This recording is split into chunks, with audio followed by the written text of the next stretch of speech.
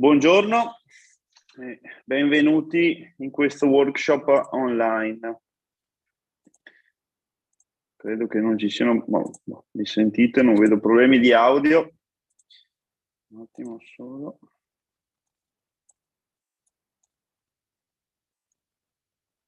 Bene, direi che sono le 10:04 e possiamo iniziare. Io sono Nicola Scazzolo, sono il presidente dell'OGD Pedemontana Veneta e Colli e ringrazio Avatar Lab, ringrazio Alberto De Longhi per l'opportunità che ci ha dato oggi di parlare di turismo digitale all'interno di questo progetto, che è un progetto che punta allo sviluppo della cultura digitale di nuovi servizi per cittadini, imprese, enti e pubblica amministrazione.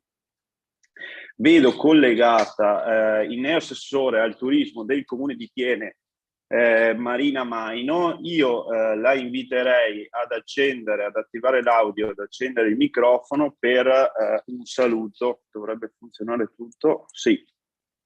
Eccomi, buongiorno. Buongiorno. A tutti, grazie per la presentazione da parte del Presidente. Il mio è solo un saluto di benvenuto e a questo momento di formazione e anche di confronto che vede vari attori appunto uniti per la promozione del nostro territorio. Con orgoglio anche ringrazio l'ODG Pedemontana Veneta e Avatar perché a mio parere sono dei buoni esempi di come si può, forse potremmo dire di come ormai le amministrazioni pubbliche devono fare rete appunto per proporre una visione più ampia per unire le risorse ed essere quindi più incisivi. Ecco, sempre di più come amministrazione anche per il settore turismo come per tutte le altre tematiche che ci riguardano dovremmo fare rete massa critica e quindi diventare più forti nel proporci agli altri con l'obiettivo unico è di creare appunto servizi per i nostri cittadini e per far conoscere il nostro territorio, visto che parliamo di turismo e da neo assessore al turismo, credo che davvero il nostro territorio abbia delle risorse validissime, risorse che possono essere valorizzate ancora di più e fatte conoscere, questo è l'obiettivo anche di oggi, fatte conoscere su ampia scala. Risorse che non sono solo paesaggistiche, abbiamo visto prima nell'attesa appunto il bel video che è stato realizzato, ma anche culturali, artistiche, architettoniche, ma mi viene in mente anche i vari percorsi a tema che si possono pensare di archeologia industriali, culinarie, ecco. Tutto ciò quindi che ci caratterizza, che caratterizza il nostro presente, ma che ha caratterizzato anche il nostro passato, che fa parte del nostro patrimonio, a mio parere, se organizzato e promosso nella giusta maniera, può diventare davvero veicolo e volano turistico e quindi essere un tassello importante per l'economia di tutta la nostra zona, dai comuni più grandi, ma anche risorse per i comuni più piccoli. E quindi non mi resta che appunto augurarci una buona formazione, un buon confronto, perché dal confronto nascono sempre le idee. Ringrazio anche la Regione che ho visto essere presenti e cerchiamo di creare tra di noi, tra i partecipanti, proprio un confronto che possa portarci a dei legami proficui per il bene della nostra area, che non ha nulla a che invidiare, anzi a realtà magari più note. Buon seminario, buon webinar a tutti e grazie per l'attività organizzata. Grazie Assessore. Avete sentito, molto importante lavorare in rete, lavorare tutti insieme, perché poi la squadra è quella che fa la differenza. Una breve premessa sul workshop di oggi. Sicuramente il settore turistico è uno dei settori che il Covid ha colpito di più. la pandemia ha colpito di più, il settore è un settore che genera più o meno il 13% del PIL nazionale, quindi è un settore importante a livello nazionale. Quello che vedremo oggi è come il digitale, già prima della pandemia, era insostituibile, oggi invece assume un ruolo quasi determinante su quello che è il turismo dopo il Covid. Nella nostra destinazione già da tempo la vendita e l'acquisto da parte dei turisti di esperienze, di attività esperienziali rappresentano la motivazione stessa che spinge il turista alla scelta della nostra destinazione, della Pedemontana. E più in generale possiamo dire che nel comparto turistico l'esperienza può venire prima del viaggio, perché sappiamo che il 20% circa degli italiani usano, prima di arrivare in una località, usano strumenti immersivi come ad esempio i tour virtuali, quindi vanno a visionare quale sarà l'alloggio prima della prenotazione, poi usano la realtà aumentata o la realtà virtuale per fare un'esperienza, per visitare un museo prima di andarlo a vedere. Poi si usano strumenti come Google Maps, Street View per visitare quella che sarà la località dove si passeranno le vacanze. E l'esperienza è determinante anche dopo il viaggio, perché il turista una volta a casa cosa fa? Acquista online anche un prodotto che è legato al territorio che ha visitato, e poi sempre nel post viaggio il turista dà il proprio feedback sull'esperienza vissuta, quindi sui social. I social rappresentano sicuramente un ruolo importante per trarre ispirazione, ma anche per condividere la propria esperienza di viaggio prima e durante e anche dopo. E quindi il digitale permette la promozione di territori, quelli territori che magari in passato, possiamo citare anche la Pedemontana, erano al di fuori di questi circuiti turistici più tradizionali, e questo ci consente di costruire una narrazione focalizzata alla promozione di determinate caratteristiche. E per raccontarvi un case study della nostra destinazione, posso portarvi ad esempio, l'avete visto anche prima nel video, un luogo che oggi che è molto conosciuto e molto frequentato, ma fino a pochissimi anni fa forse molti non sapevano neanche dell'esistenza.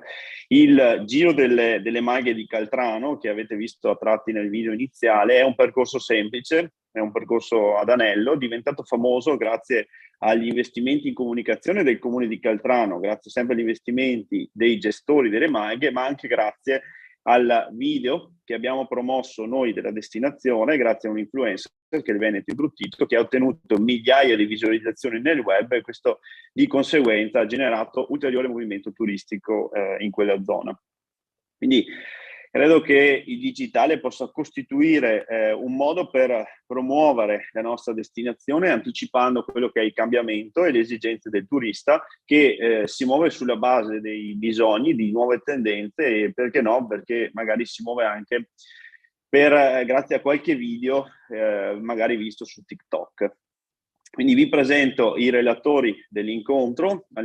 Troverete la dottoressa Marilena Nardi della Regione Veneto, direzione turismo e progetti territoriali, governance del turismo, che ci parlerà del rapporto del settore turismo della Regione Veneto con il digitale. Poi ci presenterà il sistema Destination Management System. Poi avremo Maria Carla Forlanna, che è coordinatrice dell'ITS Academy del Turismo Veneto della sede di Asiago, che assieme a Cristiano Rossetto ci parlerà di realtà aumentata.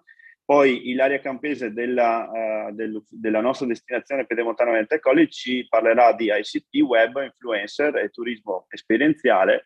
E poi alla fine Alessio Cortesia, consulente marketing digitale, che ci parlerà di comunicazione social e nuove tendenze. Quindi io vi auguro, poi ci sentiremo successivamente, vi auguro buon lavoro e lascio subito la parola a Marilena Nardi, la dottoressa Nardi della Regione Veneto. Prego. Grazie, buongiorno, grazie Buongiorno. per l'ospitalità all'OGD Pedemontana Veneta, buongiorno a tutti voi.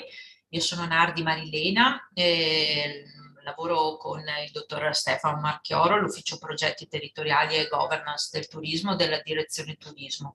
Mi occupo in particolar modo del seguire le relazioni con gli uffici informazione e accoglienza turistica, con gli IAT, ai sensi appunto della DGR 472 del 2020, quindi dal riconoscimento degli uffici di informazione ad assisterli e affiancarli soprattutto in quello che è l'utilizzo del DMS, di cui appunto vi presenterò oggi per chi non, spero pochi di voi non lo conoscono ancora. E DMS è l'acronimo di Destination Management System. A partire dal 2016 Regione Veneto ha acquisito con un bando di gara europeo un Destination Management System, cioè un software per la gestione integrata delle funzioni tipiche della destinazione turistica, quindi informazione, accoglienza, promozione e commercializzazione. Vado a condividervi lo schermo con la presentazione, mi date un ok, un attimo.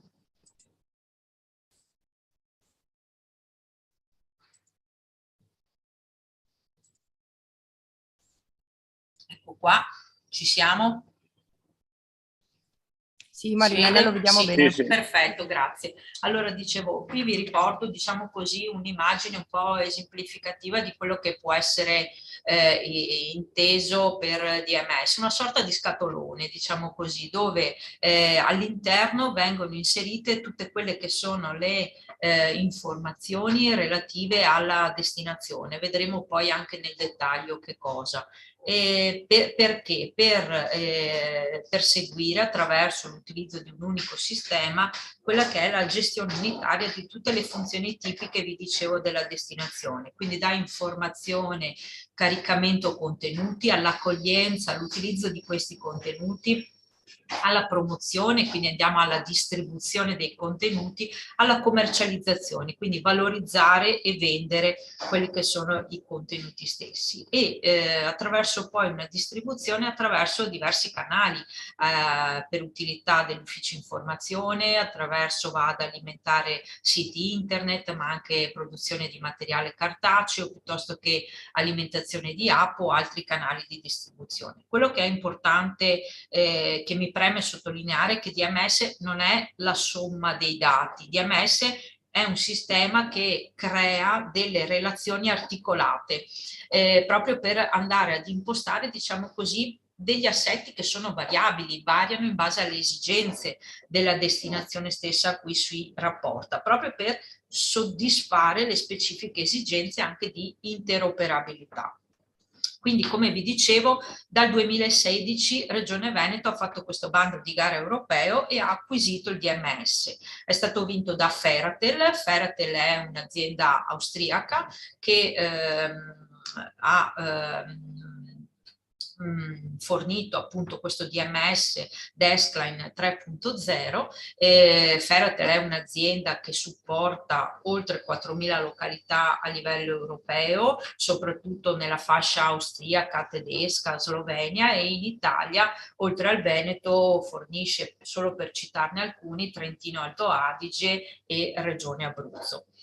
A seguire Regione Veneto che cosa ha fatto? Ha proseguito con le iniziative volte proprio a favorire il più ampio utilizzo del DMS regionale, quindi da parte dei soggetti del sistema turistico veneto, anche attraverso attività di promozione proprio della piattaforma e di valorizzazione di quelle che sono le buone pratiche delle destinazioni che utilizzano i diversi moduli del DMS.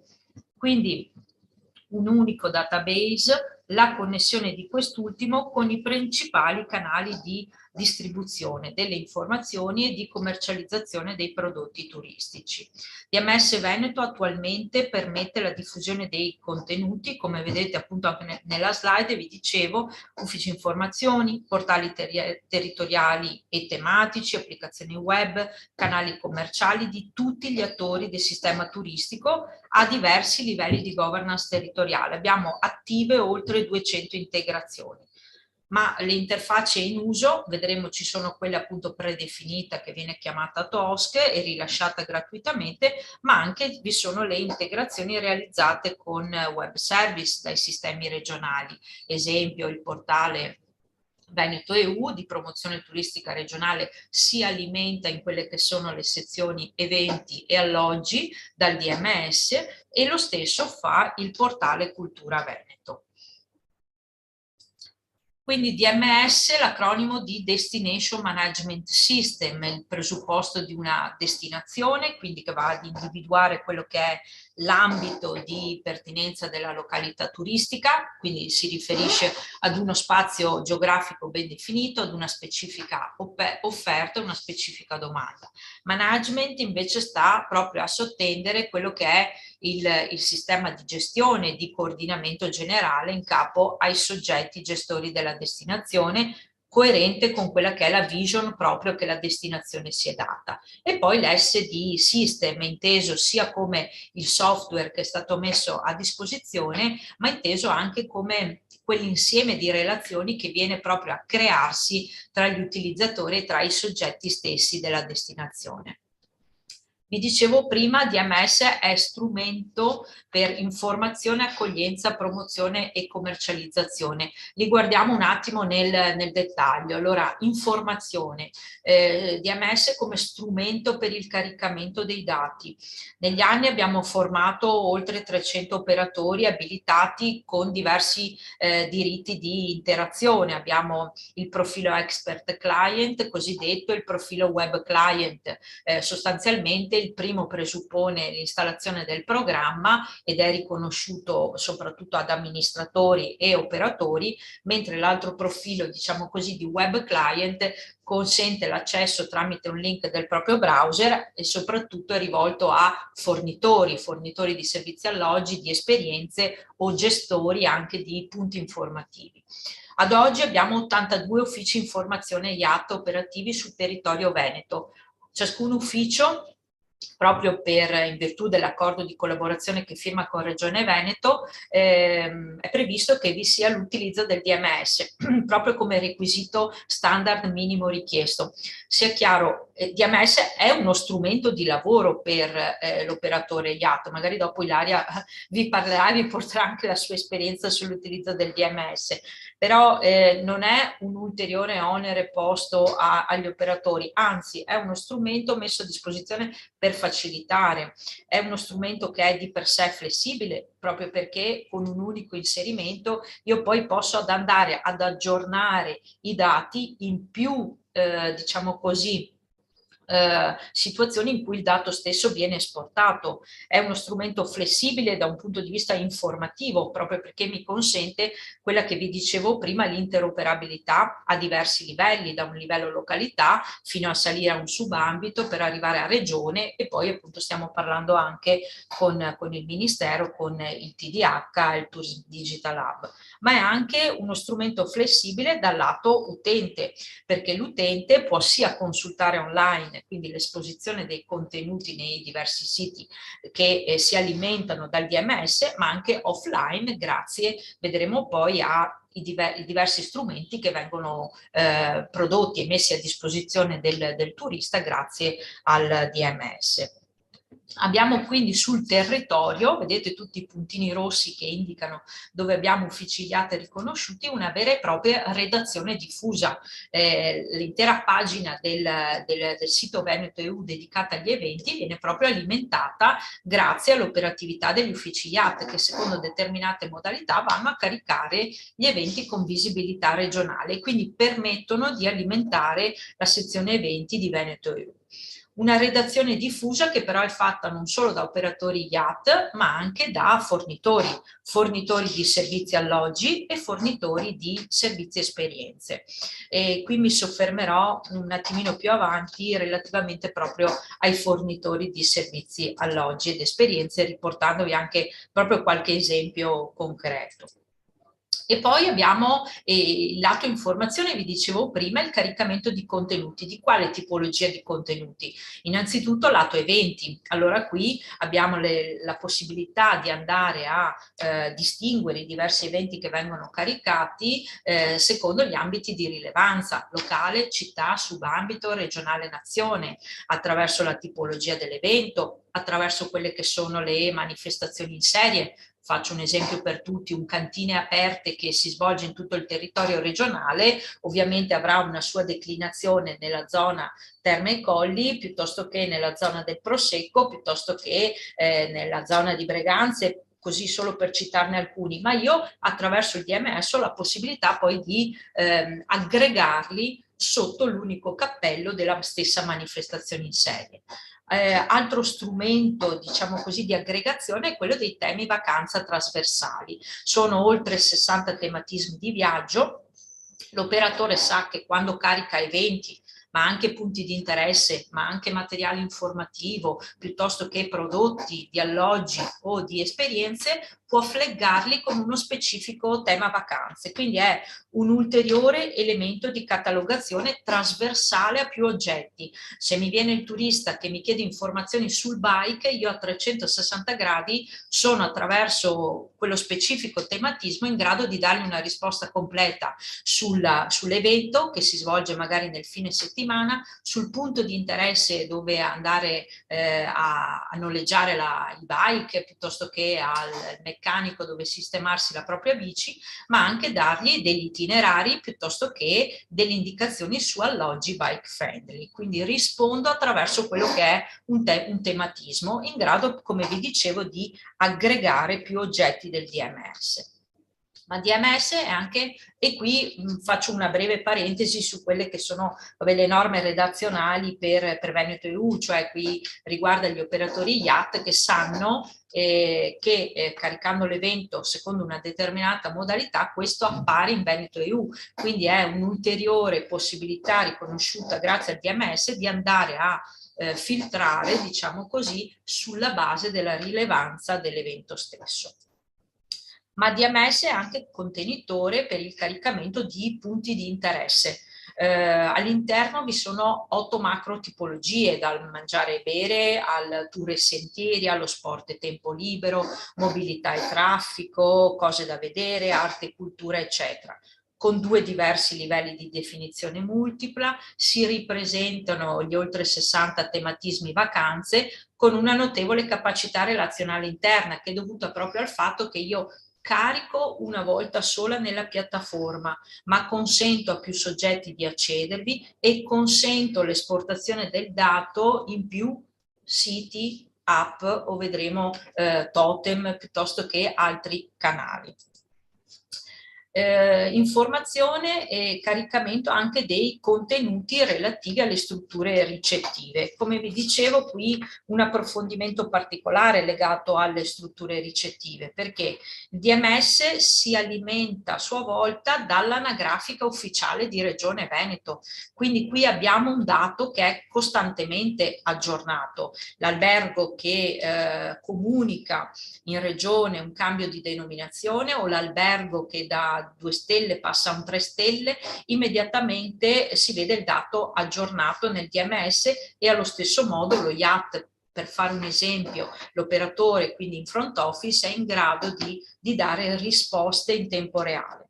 Abbiamo mandato comunicazione a tutte le strutture ricettive classificate del Veneto dicendo loro che potevano attivarsi all'utilizzo del DMS avendo un profilo cosiddetto web client. Come vi dicevo prima, come si vede nella slide, no?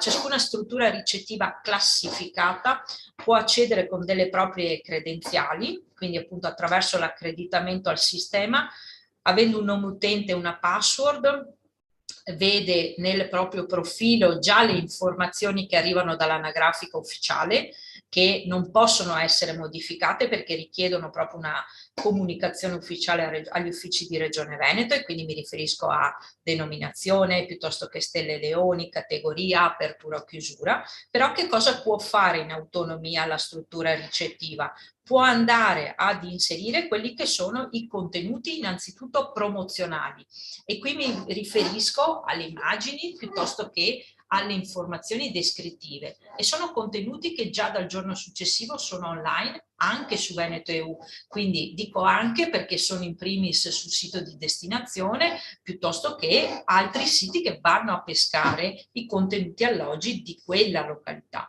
Ma in una fase successiva la struttura che cosa può fare? Può andare ad inserire i propri prodotti, le proprie offerte.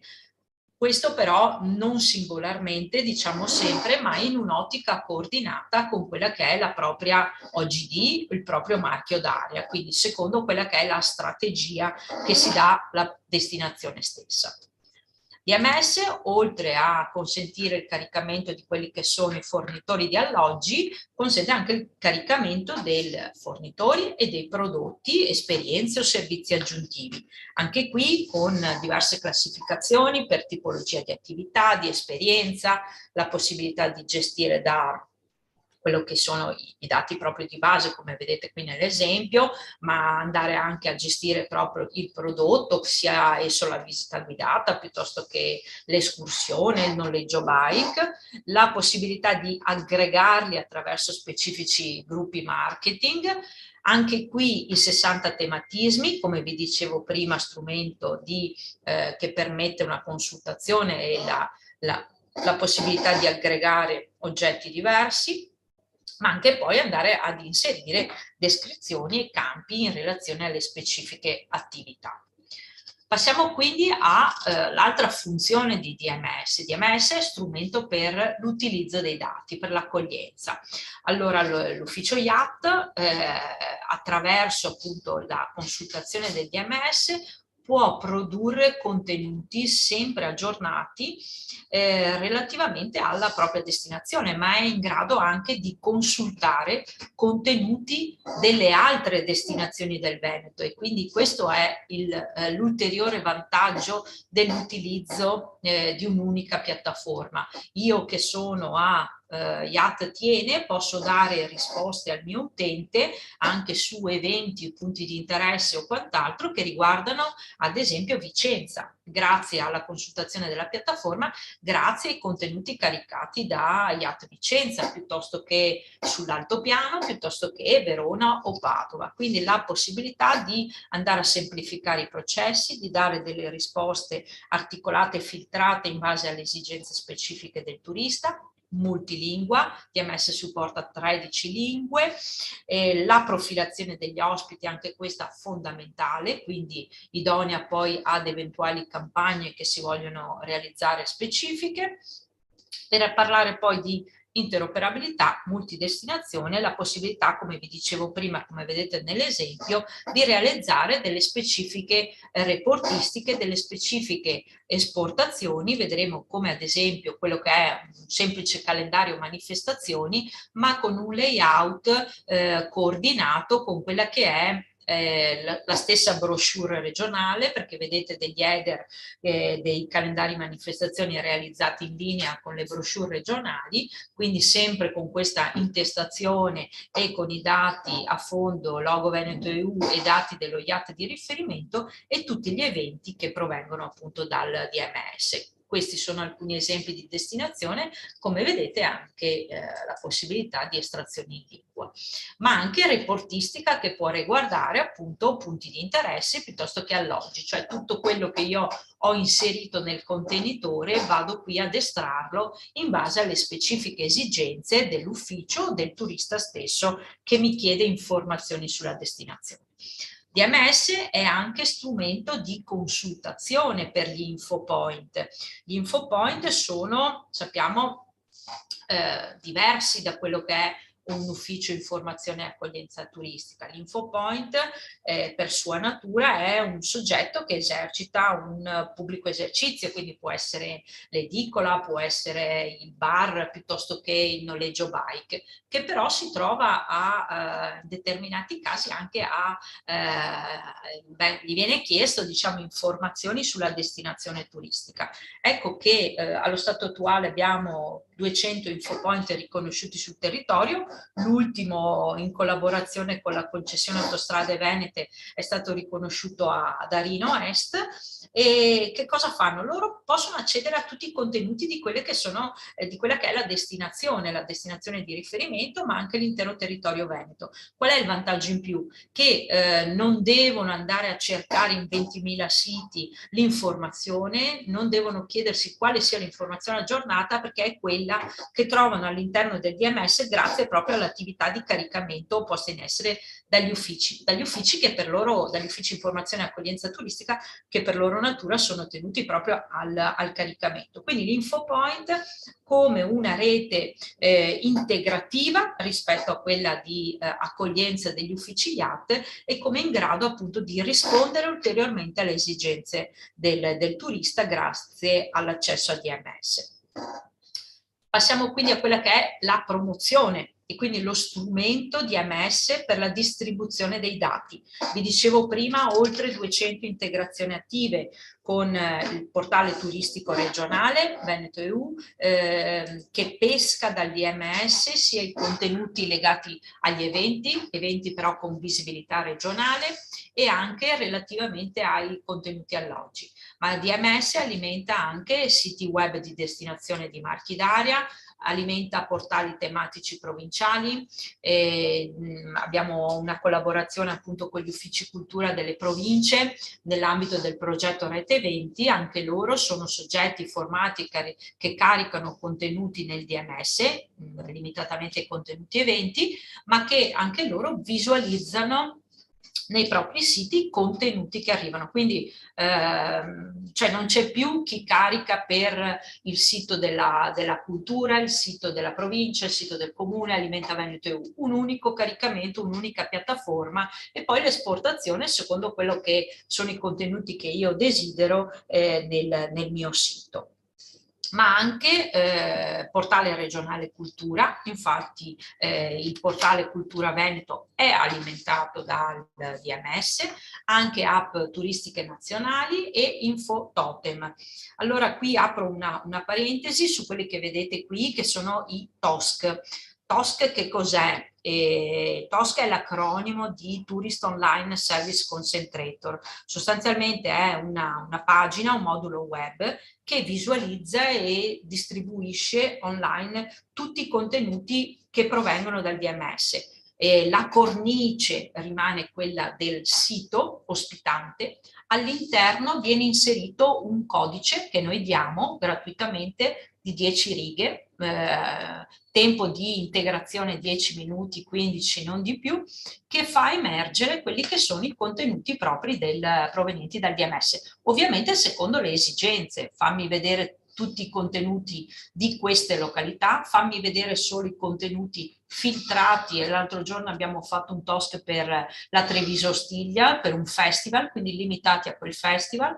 Poi vi farò vedere proprio qualche esempio di filtro. Quindi sono, diciamo così, delle interfacce grafiche, delle pagine, dei moduli moltiplicabili, declinabili, diverse versioni, diverse istanze che vengono richieste, quindi secondo quelli che sono i filtri e i contenuti secondo i quali si vogliono aggregare proprio i contenuti all'interno del DMS, proprio in una logica di interoperabilità.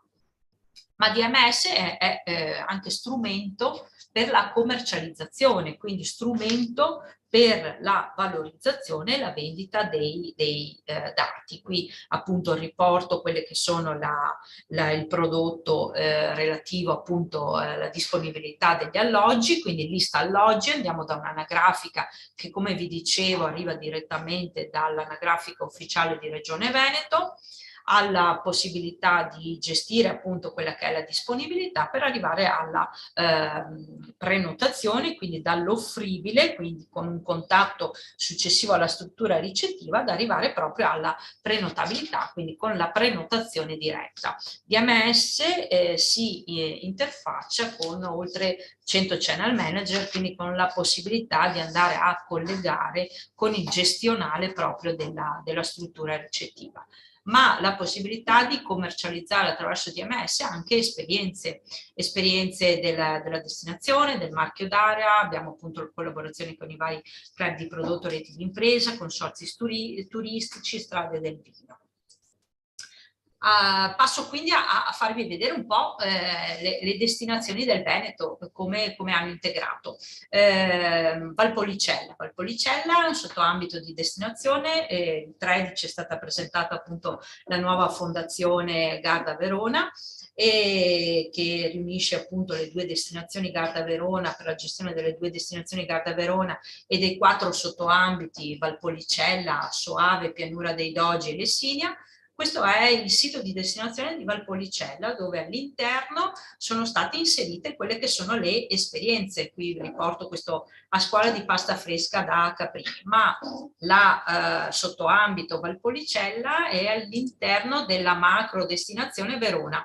Portale di destinazione Visit Verona, al proprio interno ritroviamo quindi la esperienza, quindi un unico caricamento, una duplice visibilità e promozione, con possibilità poi di arrivare alla prenotazione diretta. Qui siamo ad Arabba, sito di destinazione, anche qui integrazione con questo che vedete è il TOSC 5 all'interno, con la possibilità proprio di prenotare direttamente l'alloggio, quindi le diverse modalità di visualizzazione come lista, ma anche di consultare quelle che sono le disponibilità su mappa, e quindi anche all'utente che è in mobilità. Ma anche Arabba presenta quelle che sono le esperienze, utilizza il TOSC 5. Qui siamo a Caorle, il portale di destinazione. Questa è stata fatta un'integrazione via web service, significa che loro hanno preso i contenuti dal DMS, ma li hanno sostanzialmente visualizzati secondo quelle che sono le regole proprio del loro sito, quindi non hanno utilizzato, diciamo così, il TOSC, l'interfaccia gratuita definita appunto da Fertel, ma hanno reinterpretato come fa Veneto EU anche nella sezione eventi e nella sezione alloggi. Anche qui arriviamo alla possibilità di prenotare direttamente grazie appunto al DMS, alla visualizzazione per mappa. Jesolo, siamo appunto anche qui con sia gli alloggi che le esperienze e i pacchetti.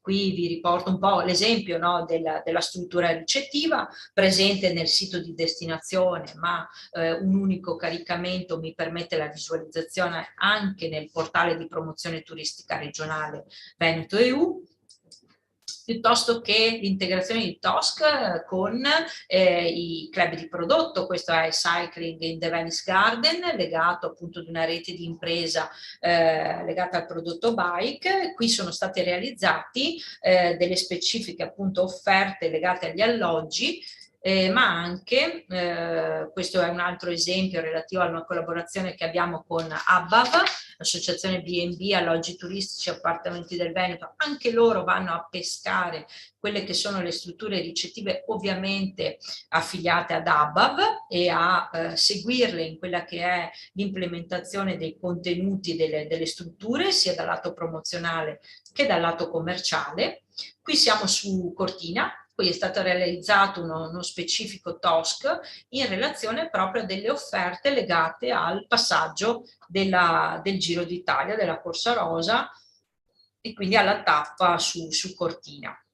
Anche qui un'ulteriore interpretazione, filtro legato ad una specifica esigenza, un pacchetto turistico realizzato appunto da Fondazione Marca Treviso in relazione appunto ad una partecipazione ad un evento in Canada.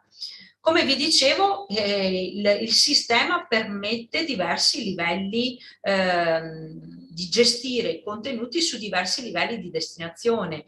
Qui abbiamo un riferimento all'OGD poi suo delta, e cioè il contenuto che viene caricato da IAT Rosolina piuttosto che IAT Porto Tollio e Porto Viro vanno poi ad alimentare non solo i siti di destinazione o i siti istituzionali di ciascuno di essi, ma vanno anche a salire, diciamo così, verticalmente ad alimentare quello che è il sito del Parco del Delta del Po. Lo stesso Colline del Prosecco, abbiamo nell'area 3 IAT riconosciuti, Conegliano, Valdobbiadene, Vittorio Veneto, alimentano i singoli, ma vanno poi ciascuno, Conegliano fa vedere nel proprio TOSC gli eventi di Conegliano, ma fa vedere anche gli eventi che vengono caricati da Valdobbiadene e Vittorio Veneto e quindi dell'intera area delle Colline del Prosecco. Qui siamo in un'altra OGD, Terme e Colli, che raggruppa 16 comuni dell'area Terme e Colli Euganei, il sito di destinazione ma anche i singoli siti. Abbiamo 4 IAT riconosciuti nell'area, Este, Monselice, Abano Terme e Montegrotto Terme, quindi abbiamo un sito di destinazione con una soluzione web service, e poi abbiamo integrazioni TOSC gratuite nei singoli siti di Este da vivere, legato appunto alle iniziative turistiche, ma anche un'integrazione nel sito istituzionale, piuttosto che integrato in quelli che sono gli attori del territorio all'interno di quell'OGD. Questo è il Parco dei Colli Euganei, che cosa fa? Nel proprio sito comunica quelle che sono le informazioni sul parco, però non cura la sezione eventi, ha messo un link che collega direttamente al TOSC 5 eventi che vengono alimentati dagli IAT del territorio, però consente la visibilità degli eventi anche nel proprio sito.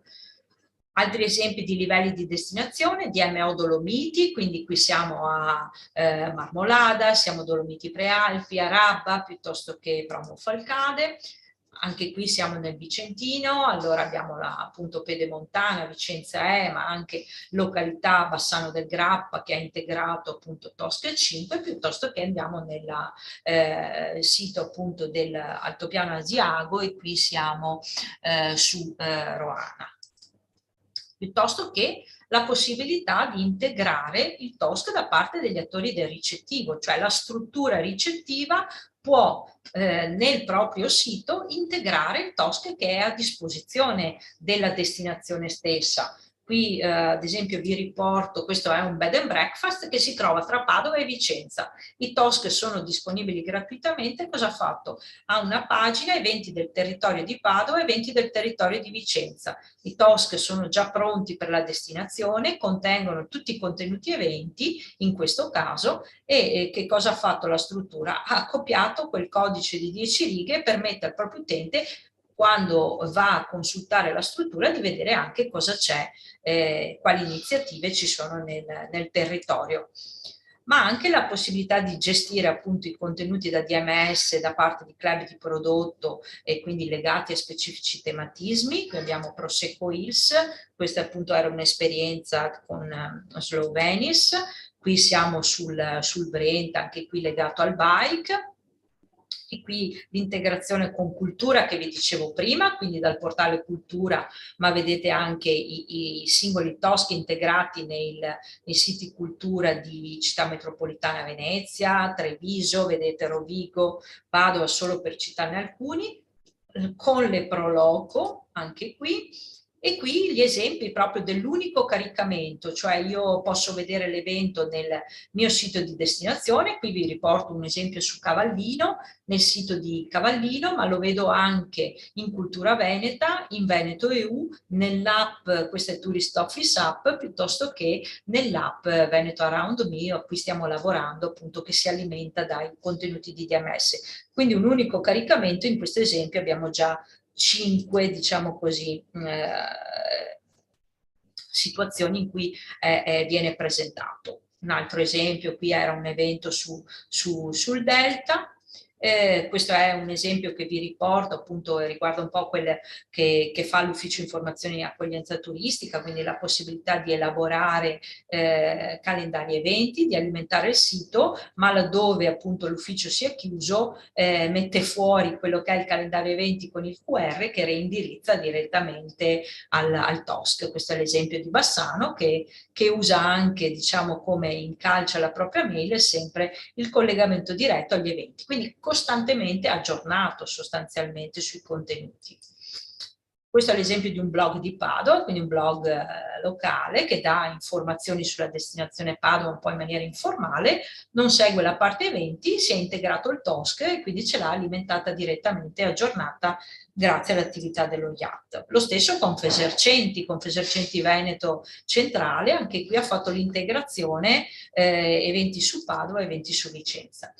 Come vi dicevo all'inizio, la prima immagine, no, che si vedeva allo scatolone, alimentiamo siti, ma alimentiamo anche quelle che sono le app. Questa è Veneto Around Me, su cui appunto stiamo lavorando, che ragiona con una logica di utente che già si trova in Veneto e quindi va a consultare, diciamo, quello che lo circonda, cioè che cosa c'è attorno a me in termini di punti di interesse, in termini di eventi, di esperienze, di alloggio, ma anche un'altra app che è Veneto Around Me, che è Veneto Outdoor, che si basa sulla piattaforma Outdoor Active, che contiene tutta quella che è la sentieristica a piedi, in bici, a cavallo, anche qui DMS integrato, nel senso che lungo i percorsi vengono valorizzati punti di interesse che si trovano proprio lungo lo stesso percorso, punti di interesse che arrivano proprio dal DMS. Concludo quindi dicendo l'importanza, la centralità del DMS Veneto, l'importanza del DMS Veneto proprio come unico database, come unica piattaforma, quelli che sono i contenuti caricati relativi appunto agli eventi, ai punti di interesse, fornitori alloggi, ma anche fornitori di esperienze, i soggetti che vanno a beneficiare appunto del sistema stesso e i siti piuttosto che le app, piuttosto che i totem che vengono alimentati grazie ai contenuti del DMS e quindi andiamo a rispondere a quelle che sono le funzioni proprie della destinazione, dall'informazione all'accoglienza, promozione e commercializzazione. Quindi sostanzialmente DMS rappresenta quello che è uno strumento concreto più efficace per la gestione unitaria di tutte le funzioni tipiche della destinazione. È uno strumento, un veicolo, sia chiaro, per attuare quella che è la vision che la destinazione stessa si dà. E quindi come tale ha bisogno di qualcuno che però governi con adeguate strategie, le organizzi, le attui e abbia poi anche quella effettiva, reale autorevolezza nei confronti dei soggetti della destinazione stessa, perché comunque DMS è strumento informatico che è messo a disposizione, che aiuta proprio la destinazione ad organizzarsi in questo senso. Grazie.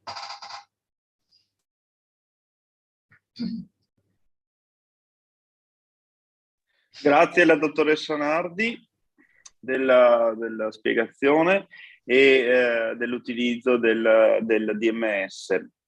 Per quanto riguarda la nostra destinazione pedemontana, vediamo se riesco a farvi vedere.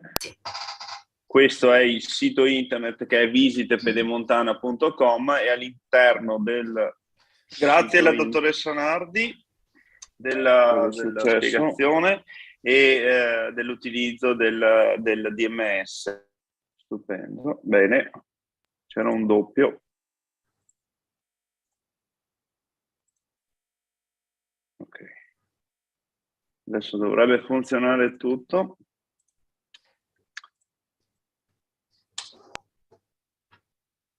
Perfetto. Stavo dicendo che all'interno del sito Visite Pedemontana potete trovare Il DMS lo trovate nella sezione attrazioni turistiche dove dormire, e nella sezione eventi potete trovare tutta la parte che è stata appena esposta. Quindi questi sono tutti gli eventi.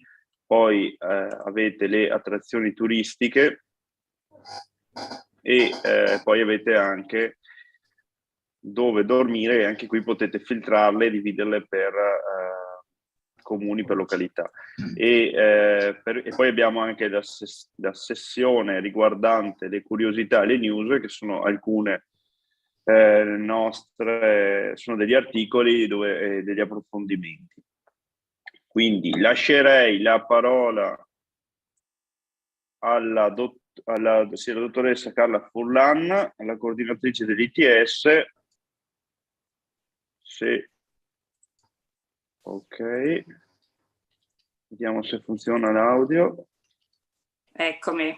Perfetto, buongiorno. Buongiorno, allora io faccio solo un saluto, poi lascio. Prego. Faccio solo un saluto perché poi mi sostituisce nel dialogo uno dei nostri brillanti ex studenti. E noi ci teniamo come ITS a sviluppare la parte un po' di crescita delle competenze digitali, però quello che oggi mi sentirei di dire è che ci sono sempre tantissimi strumenti di nuove tecnologie digitali. Quello che dobbiamo capire insieme anche in località come queste è che cosa serve e come possiamo far funzionare al meglio e rendere più adeguato alle nostre esigenze, le esigenze del territorio, le esigenze anche dei piccoli operatori, per rendere più efficace la nostra presenza digitale. Quindi è importante non sempre subire la tecnologia, ma entrarci dentro e capire cosa serve. Ecco, questo è importante per località come queste, come la Pedemontana, con una specificità della ricettività, una specificità culturale, una specificità ambientale. Ecco, qui c'è da fare una riflessione su questo. E adesso però vi facciamo una piccola carrellata di esperienze, di strumenti che speriamo vi siano utili. E lascio la parola a Cristiano. Io sono qua comunque. Grazie. Buongiorno, mi sentite? Sì. Perfetto, eccomi. Allora, un attimo che attivo anche il video se la connessione del mio paesino me lo permette. Eccomi qua. Allora, buongiorno, sono Cristiano, ex studente dell'ITS, in particolare della sede di Asiago, e oggi sostituisco un po' la professoressa Furlan, che è appunto impegnata in altri luoghi, ecco. Quindi appunto, come diceva lei, come ITS il nostro interesse è quello di cercare di capire quello che è le esigenze della destinazione, degli operatori e via dicendo. E di conseguenza, come istituto, cerchiamo di andare a prendere tutte le opportunità che la tecnologia ci dà, ci mette a disposizione, affinché appunto queste esigenze siano incontrate. Come diceva appunto la professoressa, la tecnologia non va subita, ma è appunto uno strumento che abbiamo a disposizione per migliorare quello che tutti i nostri processi, anche puramente per essere più visibili, per vendere e per anche assolutamente conoscere chi è interessato a noi, al nostro territorio e all'offerta sia ricettiva che di eventi che territoriale che appunto una certa zona mette a disposizione. Quindi adesso parto un po' con una carrellata di strumenti, diciamo così, chiamiamoli pure così, che possono essere utili e che l'ITS è in grado di aiutare, diciamo, a sviluppare per quanto riguarda appunto la tecnologia, ecco appunto. Allora, le prime potrebbero essere le mappe interattive per la destinazione.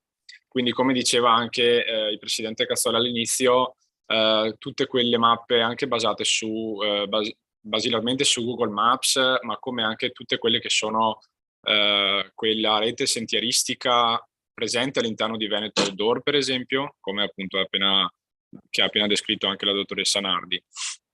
Quindi tutte quelle mappe a livello digitale, naturalmente, che permettono all'ospite, al potenziale ospite interessato, di conoscere il territorio, di conoscere quello che vorrebbe andare a fare prima di poter arrivare direttamente nella destinazione e capire appunto se può essere di suo interesse, o nel caso dei sentieri mi viene in mente basilarmente se è in grado di percorrere tutto o una parte appunto di quello che è il percorso proposto dalla destinazione. La realtà virtuale, ovviamente, è uno dei focus più interessanti, che permette di essere praticamente in loco sia per quanto riguarda le strutture ricettive, sia soprattutto per quanto riguarda la destinazione.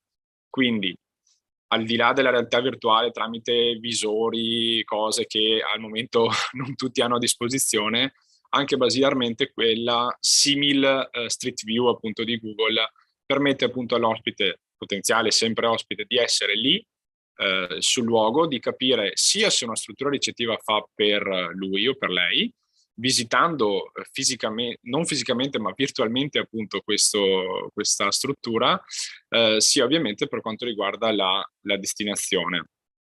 Ovviamente poi la realtà virtuale, come anche la realtà aumentata, può essere un'aggiunta che destinazioni, alberghi, strutture ricettive in genere, musei, qualsiasi realtà comunque legata al turismo possono aggiungere alla loro offerta, affinché l'esperienza dell'ospite che va, quindi magari in loco in questo caso, a visitarli, appunto può essere migliorata. Adesso faccio un esempio che ho avuto la possibilità di provare appunto quando studiavo ad Asiago, quindi siamo un po' fuori dalla Pedemontana, ma anche abbastanza vicini.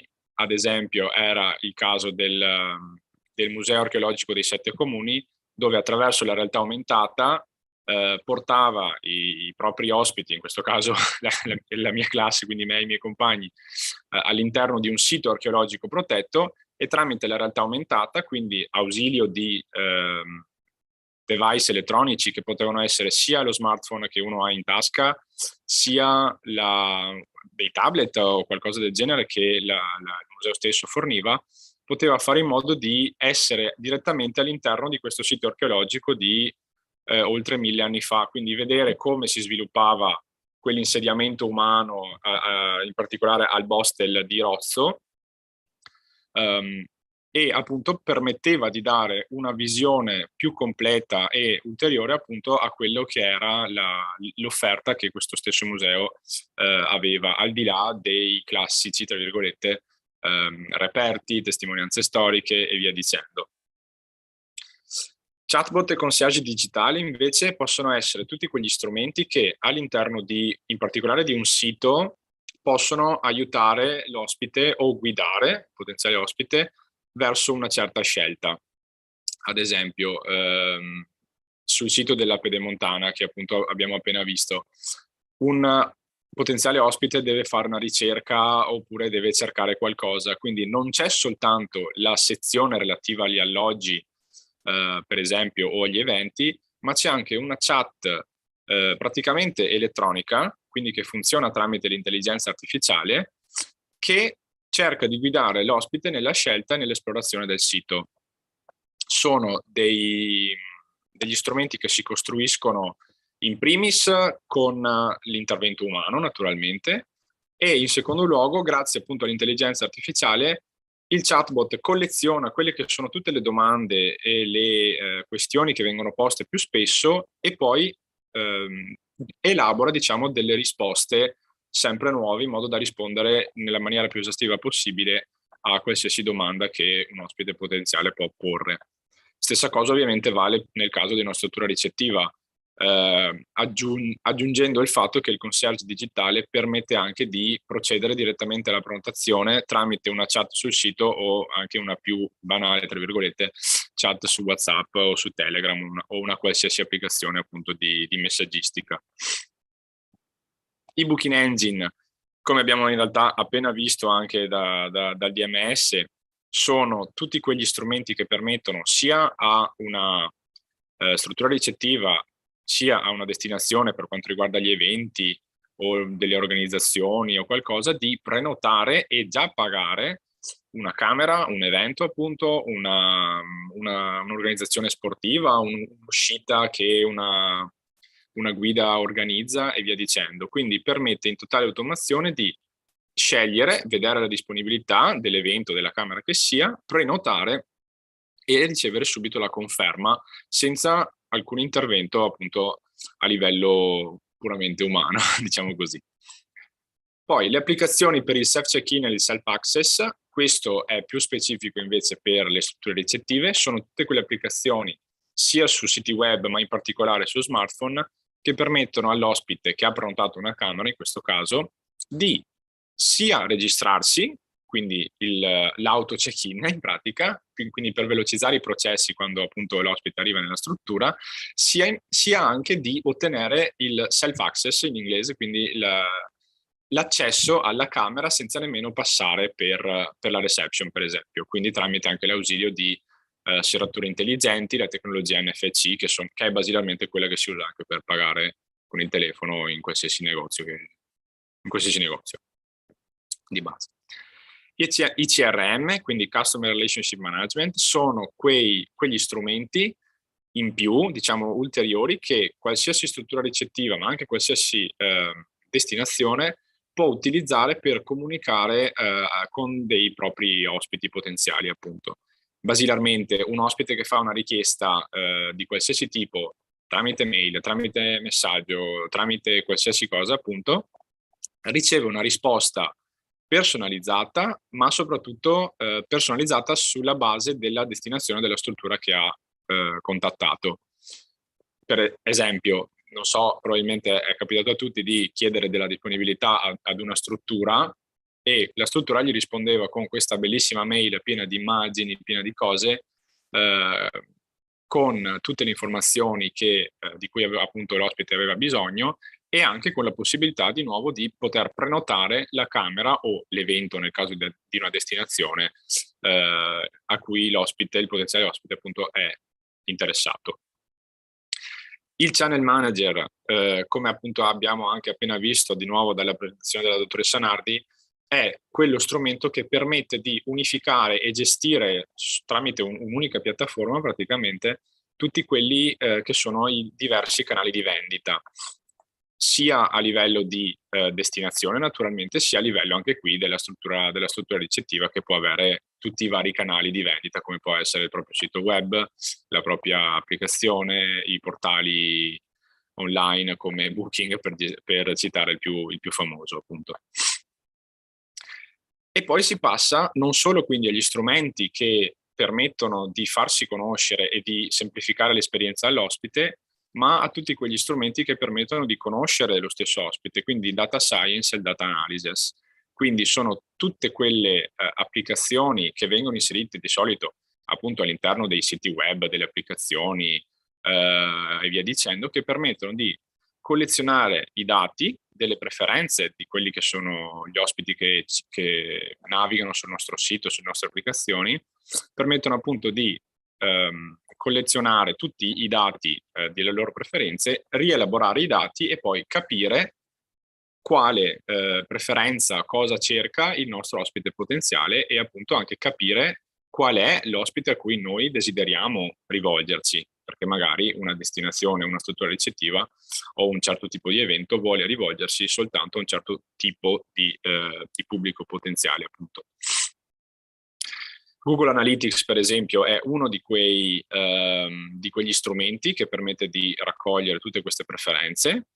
Proprio ieri c'è stato uno scontro fra il garante della privacy italiano e francese ed europeo in generale e Google stessa sul rispetto della GDPR, dove Google ha ricevuto questa segnalazione dall'Unione Europea che i dati collezionati tramite Google Analytics sono collezionati al di fuori delle regole della GDPR, e quindi appunto Google ha appena rilasciato un aggiornamento e una rassicurazione, diciamo, che tutti i dati che vengono collezionati sono sempre nel rispetto del regolamento appunto della privacy. Però al di là di queste questioni tecniche, Google Analytics è uno di quegli strumenti che permette di analizzare tutto quello che succede all'interno dell'esperienza di un ospite all'interno di un sito web qualunque, appunto, che sia di prenotazione o che sia di destinazione, di destinazione, appunto, ecco. Gli insights delle piattaforme social ovviamente sono tutti quegli strumenti all'interno di un qualsiasi social, Facebook, Instagram e via dicendo, che permettono appunto anche qui di conoscere il proprio pubblico, di capire quali sono gli interessi, di capire che genere di pubblico osserva noi, la nostra destinazione, la nostra struttura e via dicendo. E poi si fa il passo successivo, quindi si passa a quello che è il neuromarketing. Abbiamo avuto anche sempre con l'ITS la possibilità di conoscere e vedere quella che è la realtà del neuromarketing, che appunto, come dice l'Oxford Dictionary, sono tutte quelle strategie di marketing che vanno a sfruttare le neuroscienze per determinare qual è la comunicazione migliore da fare ad un ospite potenziale, affinché noi possiamo guidare, influire appunto sui suoi processi decisionali. Quindi il primo passo è quella della raccolta dei dati con gli strumenti di neuromarketing, basilarmente l'eye tracing, che non è altro che un esame, tra virgolette, dell'occhio dell'ospite. Quindi gli si fa vedere a campione, naturalmente, gli si fa vedere un sito, potrebbe essere appunto il sito della Pedemontana, e si va a capire dove si sposta l'occhio dell'ospite potenziale, dove si focalizza di più, dove si focalizza di meno, per capire appunto quali sono le cose più interessanti, come guidare le sue decisioni verso quello che invece desideriamo noi, tramite appunto le immagini, i testi, i colori, l'ispirazione e via dicendo. Di conseguenza, dopo aver collezionato questi dati, si sviluppa quella che è l'user experience e la UX design di un qualsiasi sito web o comunque di una qualsiasi esperienza digitale, che può essere anche appunto quella della realtà virtuale. Di conseguenza, dopo aver collezionato tutti questi dati basati appunto sulle neuroscienze, si va a costruire, come appunto dicevo poco fa, si va a costruire un'esperienza digitale che sia soddisfacente al massimo possibile per l'ospite e che sia, per quanto riguarda la destinazione e la struttura ricettiva, guidata verso la decisione che a noi più interessa, appunto quello di farci conoscere o di vendere una camera o di vendere un evento o via dicendo, appunto. Quindi di base questo sono alcuni in realtà degli strumenti che la tecnologia e l'ITS mette a disposizione e abbiamo avuto la possibilità di provare e di sviluppare. In particolare appunto con il percorso 4.0 di Jesolo, dove per esempio è stato sviluppato anche una sottospecie di training in realtà virtuale per un potenziale receptionist d'albergo, quindi guidando all'interno appunto di questa esperienza virtuale, il receptionist, rispondendo a certe domande, può allenarsi, diciamo, e diventare sempre migliore in quella che è la sua esperienza a livello di receptionist appunto all'interno della struttura ricettiva. Bene, io ho concluso.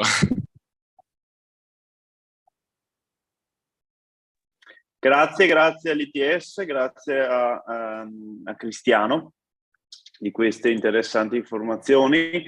Lascerei la parola a Ilaria. Allora, io condivido lo schermo e mi dite se lo vedete tutto. Aspettate che abbassiamo l'audio in ufficio, perché sennò abbiamo il doppio computer che si vede. Allora, aspettate un secondo. Ok, dovreste confermarmi che vedete tutto. Sì. Sì, hai un problema di audio. Riusciamo a disattivare l'audio nel secondo computer? Ok, perfetto. Allora, il mio intervento riprenderà in parte anche i contenuti che sono stati illustrati in modo efficiente dalla dottoressa Marilena Nardi di Regione Veneto e da Cristiano di TS Turismo Veneto, sede di Asiago, i quali ringrazio perché aiuteranno a comprendere in modo migliore anche il mio speech. Io mi presento, sono Ilaria Campese. Vi do il benvenuto in questo workshop online e ringrazio l'OGD Pedemontana Veneta Colli e il progetto Avatar per avermi fatto partecipare.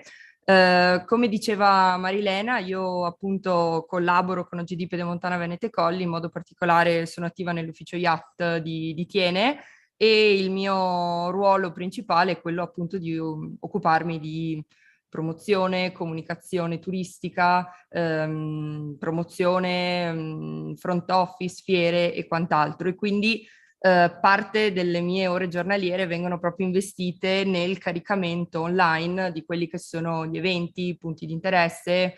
A breve andremo poi a anche implementare quello che è l'informazione per quanto riguarda le strutture ricettive e quant'altro, però come diceva Marilena appunto c'è un grande investimento in termini di tempo e di risorse per quanto riguarda appunto l'implementazione del DMS, che ci tengo a dire per chi magari non lo conosce, che per noi operatori è un software, non dico complesso, però insomma va compilato nelle sue varie parti perché altrimenti il DMS ti avvisa quando non hai scritto l'orario giusto, quando non c'è il luogo dell'evento, quando il testo non è particolarmente adatto all'evento, quindi anche un sistema intelligente che permette agli operatori del territorio di promuovere nel miglior modo possibile quelle che sono le informazioni da dare al turista. Quindi in modo particolare noi ogni settimana cerchiamo di aggiornare gli eventi e qui esorto sempre i comuni e gli attori del territorio che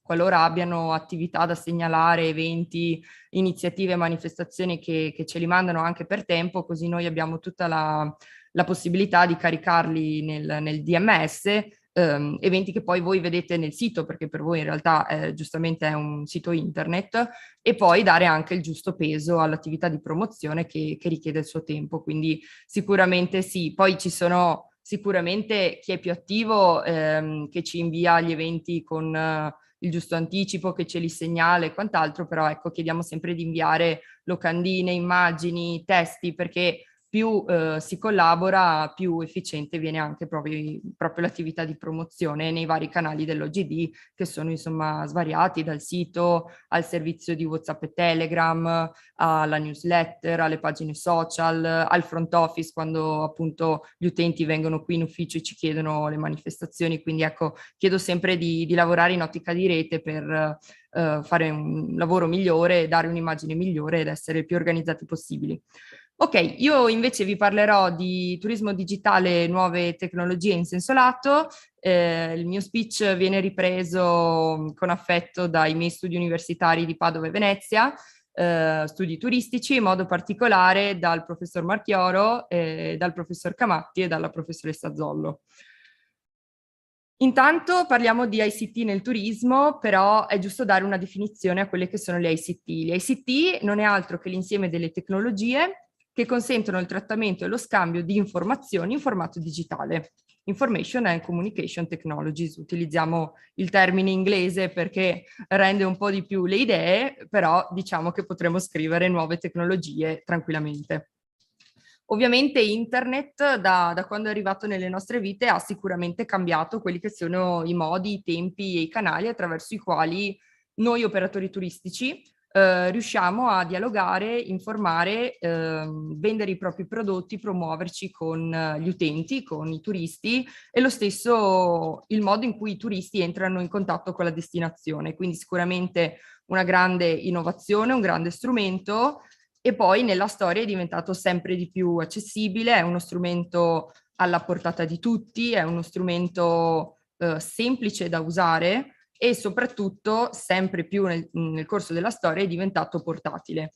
Ecco che l'utilizzo di internet e le nuove tecnologie nel turismo porta a quelli che sono vantaggi non indifferenti. In modo particolare, come vediamo qui, abbiamo fatto una carrellata veloce di quelli che sono i vantaggi nuove tecnologie nel turismo, ma l'utilizzo di internet, è in grado di apportare uno sviluppo economico e sociale alla destinazione turistica e al sistema ovviamente della destinazione turistica, che diventa sempre più efficiente, ha la facoltà di sviluppare nuove forme collaborative fra quelli che sono gli stakeholder, quindi del territorio, strutture ricettive, i musei, piuttosto che le cantine e quant'altro, con appunto il turista, il visitatore, e sicuramente apporta un aumento di quelle che sono le interazioni e i contatti che diventano sempre più diretti fra i clienti e gli stakeholders. Infatti stavo pensando ieri a quando scrivevo le slide, adesso noi stiamo curando un'escursione che abbiamo domani sul giro appunto delle Malghe di Caltrano. Mi sembrava un po' difficile gli anni scorsi che l'utente mi scrivesse direttamente su WhatsApp e nel giro di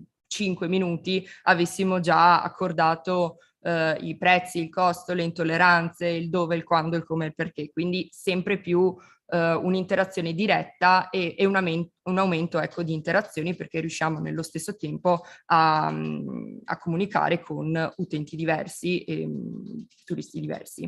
Abbiamo la virtualizzazione del prodotto con la conseguente eliminazione delle barriere spaziali e temporali, una gestione strategica della destinazione turistica, e qui non mi soffermo perché credo che Marilena Nardi abbia illustrato molto bene cosa significa una gestione strategica appunto della destinazione turistica intesa come Regione Veneto, ma anche come le singole destinazioni, e il conseguente aumento della notorietà dell'immagine della destinazione. Infatti essere presenti in più canali, sempre con un'immagine elevata, sempre con gli stessi focus, la stessa mission e gli stessi obiettivi da parte della destinazione, fa sì che il turista veda sempre il marchio, si fidelizzi e poi, come vedremo successivamente, poi anche nell'intervento di Alessio che mi seguirà, come poi lo possa consigliare agli amici e essere anche lui proprio produttore di flussi turistici in questo senso.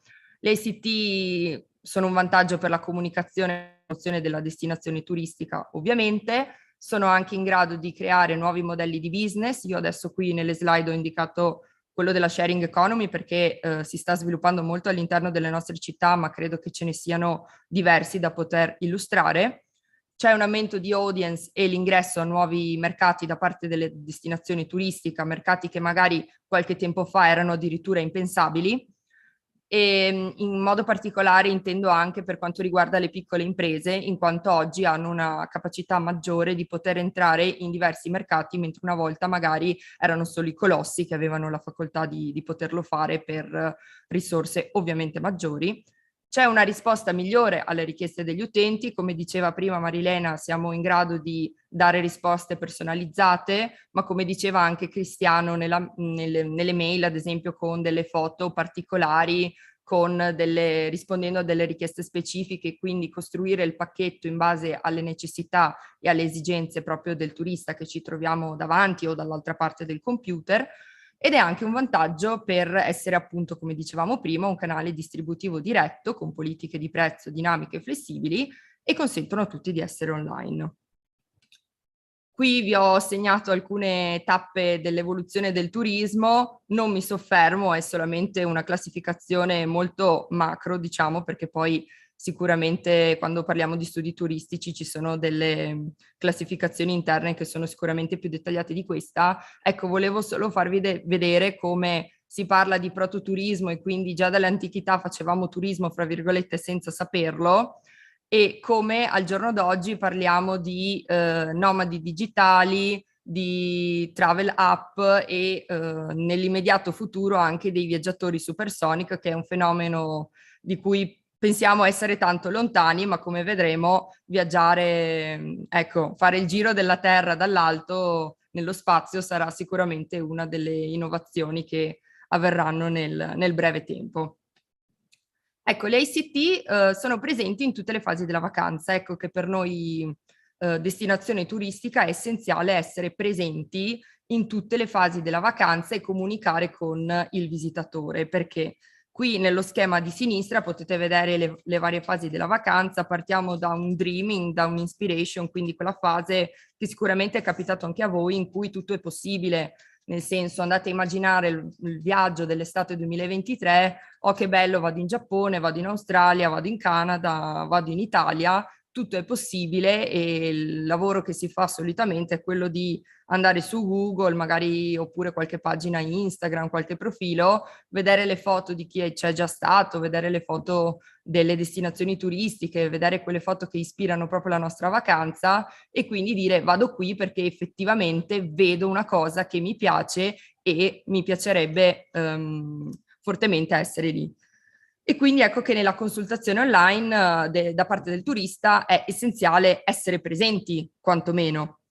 Poi c'è la fase del planning. Nel planning il turista passa un ventaglio di infinite destinazioni, ma inizia a restringerlo. Perché? Perché il turista si accorge che magari ha delle ferie in un periodo dell'anno specifico, magari ha una capacità economica specifica, magari ha delle esigenze in termini, non lo so, culturali, piuttosto che un'età più giovane, meno giovane, quindi vedete subito come anche nella vostra esperienza i paesi iniziano a restringersi e quindi la scelta diventa sicuramente fra determinati posti e qui la destinazione deve essere in grado di essere online per rispondere a quelle che sono le necessità del turista che abbiamo detto prima, ma possono essere svariate, quindi essere al momento giusto nel posto giusto, avere una capacità di prezzo adatta al turista, rispondere ad esigenze culturali e alimentari, essere adatto al periodo di ferie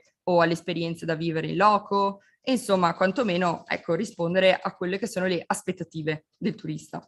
Nella fase di booking ovviamente come hanno anche prima Marilena e Cristiano illustrato, più la destinazione turistica è online, più si risparmia in termini di click e di tempo per il turista, meglio è al giorno d'oggi, perché specialmente i visitatori che sono abituati a utilizzare le nuove tecnologie o che hanno un'età magari un po' più giovane, ecco, sono abituati a fare tutto in un click, quindi essere presenti online e dare la possibilità di acquistare tutto magari in un sito unico con un semplice click, fare il pagamento direttamente online, ecco che io non dico in 5 minuti, ma in un breve tempo ho prenotato la mia vacanza e sono contento e non devo uscire dal sito, prendere le informazioni in un altro sito, poi collegarmi, fare il bonifico bancario, altrimenti il turista tende a stancarsi e ad uscire proprio dal portale.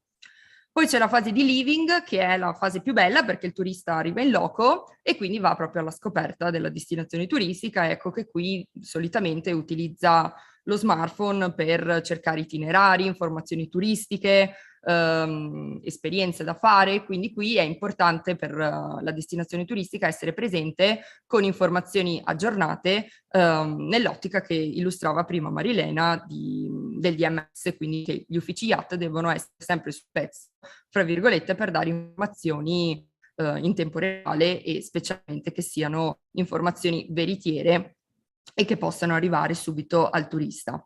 Successivamente c'è la fase di sharing, che è la fase di condivisione, un'altra fase molto importante perché oltre alla condivisione social ai quali siamo abituati, c'è anche la condivisione del passaparola che è molto importante in quanto è attualmente ancora in grado di attivare flussi turistici. Ecco che se il turista si è trovato bene, diciamo che magari gratuitamente per la destinazione è in grado di attivare lui stesso flussi turistici perché ne parla bene, ecco che magari l'amico, il parente ha voglia di visitare la destinazione turistica. Se ne parla male, purtroppo lì rischiamo di perdere turisti che magari è il caso isolato, però si sono trovati male e quindi le persone con cui andrà a dialogare sicuramente non saranno molto spinti, ecco, alla visita della nostra destinazione perché magari hanno trovato appunto qualche disguido durante il soggiorno.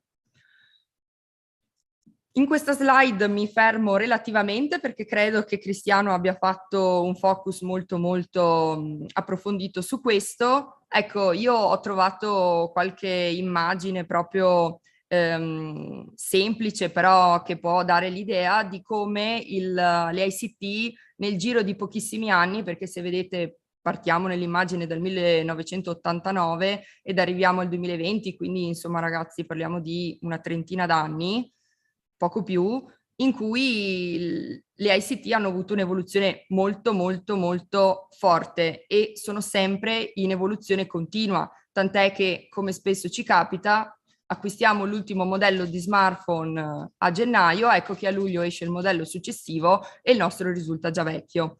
L'unica cosa che ci tengo a sottolineare è che dal web 1.0, quindi da come il web, le nuove tecnologie diventano uno strumento di consultazione, quasi abbiamo una funzione comunicativa unidirezionale, quasi passiva dall'utente, perché ho l'informazione, la leggo, la acquisisco, ok, l'ho acquisita, sono a posto. Adesso il web 2.0 e ancora di più il 3.0 e il 4.0 diventa interazione, è l'utente che non usa più la rete, ma è la rete, quindi produce contenuti, condivide, scrive recensioni, ma come abbiamo visto prima anche siamo nella strada in cui la tecnologia arriverà alcune cose a sostituire l'uomo. Questo non significa che sia per forza un'accezione negativa, significa che per alcune funzioni potrà aiutare l'uomo ed ecco che l'uomo magari, il comparto umano potrà focalizzarsi e lavorare meglio su altri aspetti. E come parliamo di web 1.0, 2.0, 3.0 e via dicendo, c'è anche il travel 1.0, 2.0 e via dicendo. Ed ecco che il turista diventa membro della community, diventa lui stesso portatore di flussi turistici qualora noi come destinazione turistica abbiamo lavorato bene.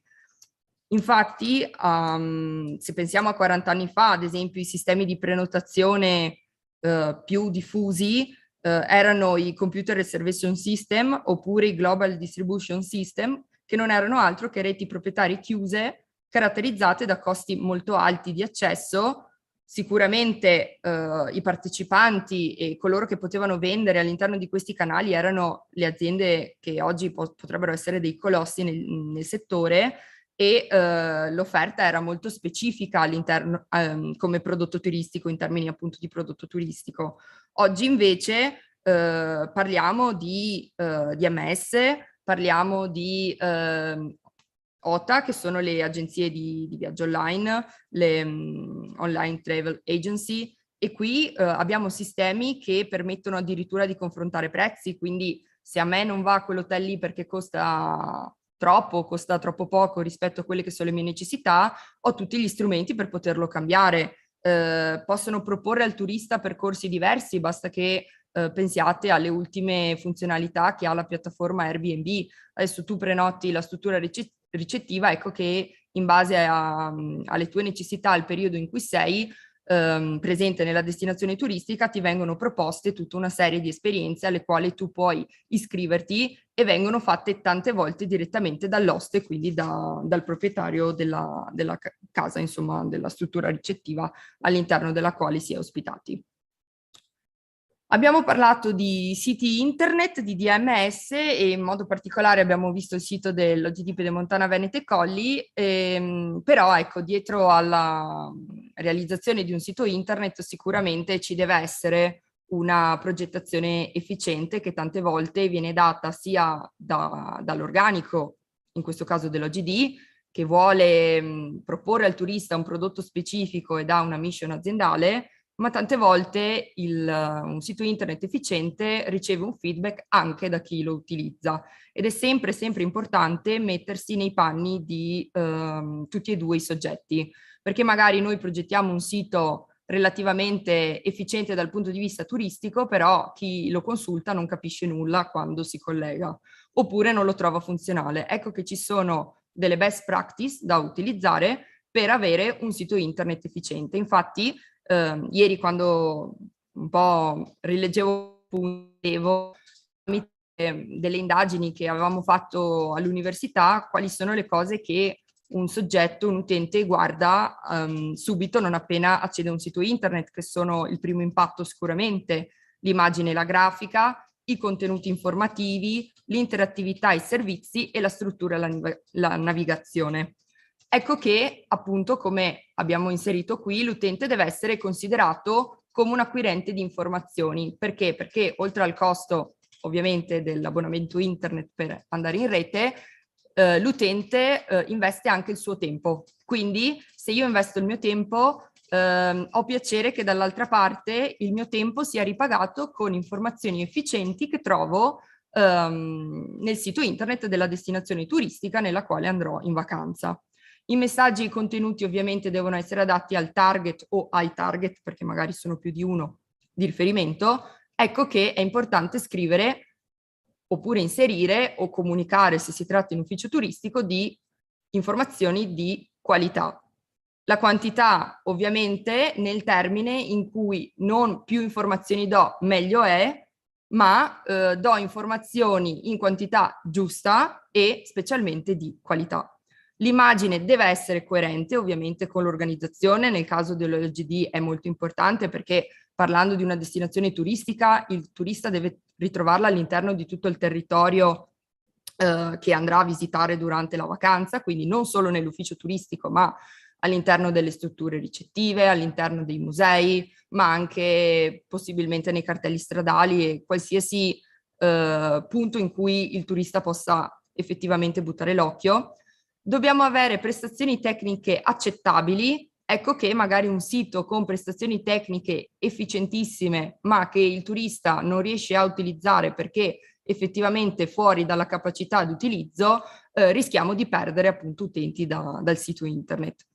Ovviamente deve essere in linea il sito con gli obiettivi generali dell'azienda e controllare le funzionalità del sito per evitare eventuali errori, anche perché se caso ci sono alcuni siti che magari c'è un errore in corso oppure stanno facendo una operazione e non vi avvisano che stanno facendo un'operazione, voi siete lì davanti allo schermo, non sapete come fare, oddio aspetta che chiudo, vado nell'altro sito. Quindi anche proprio informare il turista di stiamo effettuando la transazione, 2 minuti, con magari la clessidra o qualche icona che gira o non so, una linea di riempimento e quant'altro.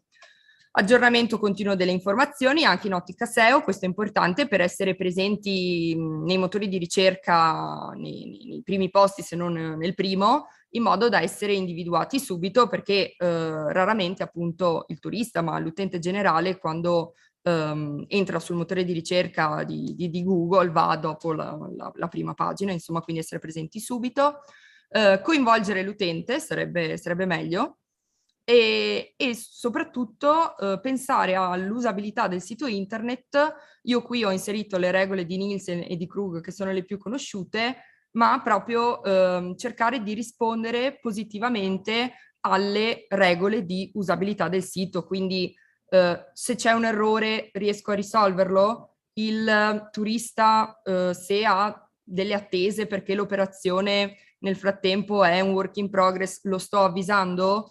Do risposte comprensibili, le azioni sono possibilmente annullabili, per esempio le mie interfacce sono autoesplicative, riesco a ottimizzare l'interazione fra utente e servizio, insomma e quant'altro. E poi in modo particolare deve essere sicuramente il più automatico possibile, sia in termini di ricerca informazioni, quindi come diceva prima Cristiano, l'occhio mi segue il sito dove effettivamente io azienda ho pensato che quale sia la direzione più opportuna, ma anche se utilizziamo uno smartphone la stessa cosa deve essere con le mani, quindi il dito fa gesti immediati oppure il percorso è troppo lungo e quindi l'utente tende a stancarsi, ad uscire dal sito. Le operazioni richiedono impegno, quindi anche lì devono essere facili, veloci e specialmente utilizzare un numero sufficiente di click, altrimenti il nostro utente, che è sempre più veloce, sempre più stanco, tende proprio ad uscire in quanto vede che il processo è un po' troppo lungo per ottenere il risultato desiderato. Ed inoltre essere sintetici, però come dicevamo prima, senza limitare con questo il contenuto informativo. Questa è una slide che mi sta molto simpatica perché quando rileggevo i miei appunti ho letto questo titolo che ho voluto riportare, che al giorno d'oggi noi come aziende facciamo di tutto per essere online e in vari modi, in vari canali, però dobbiamo anche stare molto attenti perché giustamente noi siamo online anche se non lo vogliamo da parte nostra. Perché? perché come abbiamo visto prima, gli utenti, i turisti al giorno d'oggi creano contenuti, creano commenti e creano specialmente recensioni, e quindi non tutto ciò che è online è controllabile da parte nostra. Quindi dobbiamo stare attenti a che sono i livelli di presenza online. Sicuramente abbiamo il livello di presenza ufficiale, che è la fonte diretta, il sito dell'OGD, le pagine dell'OGD, i canali dell'OGD, e quindi lì abbiamo un controllo sulle informazioni che andiamo a inserire online. Poi però abbiamo il livello di presenza semi-ufficiale, e qui già abbiamo un controllo parziale. Perché? Perché sono tutte quelle fonti indirette. Sono i blog, sono le aziende del territorio, come ad esempio le strutture ricettive che parlano di noi, e qui dobbiamo effettivamente verificare che parlino bene o male ed eventualmente intervenire in questo senso. Ancora meno controllo per quanto riguarda le fonti esterne, quindi le recensioni, i commenti, i post, che sono chiamate UGC, o meglio User Generated Content, di cui non vi parlo perché so che Alessio dopo ve ne parlerà un po' meglio di me.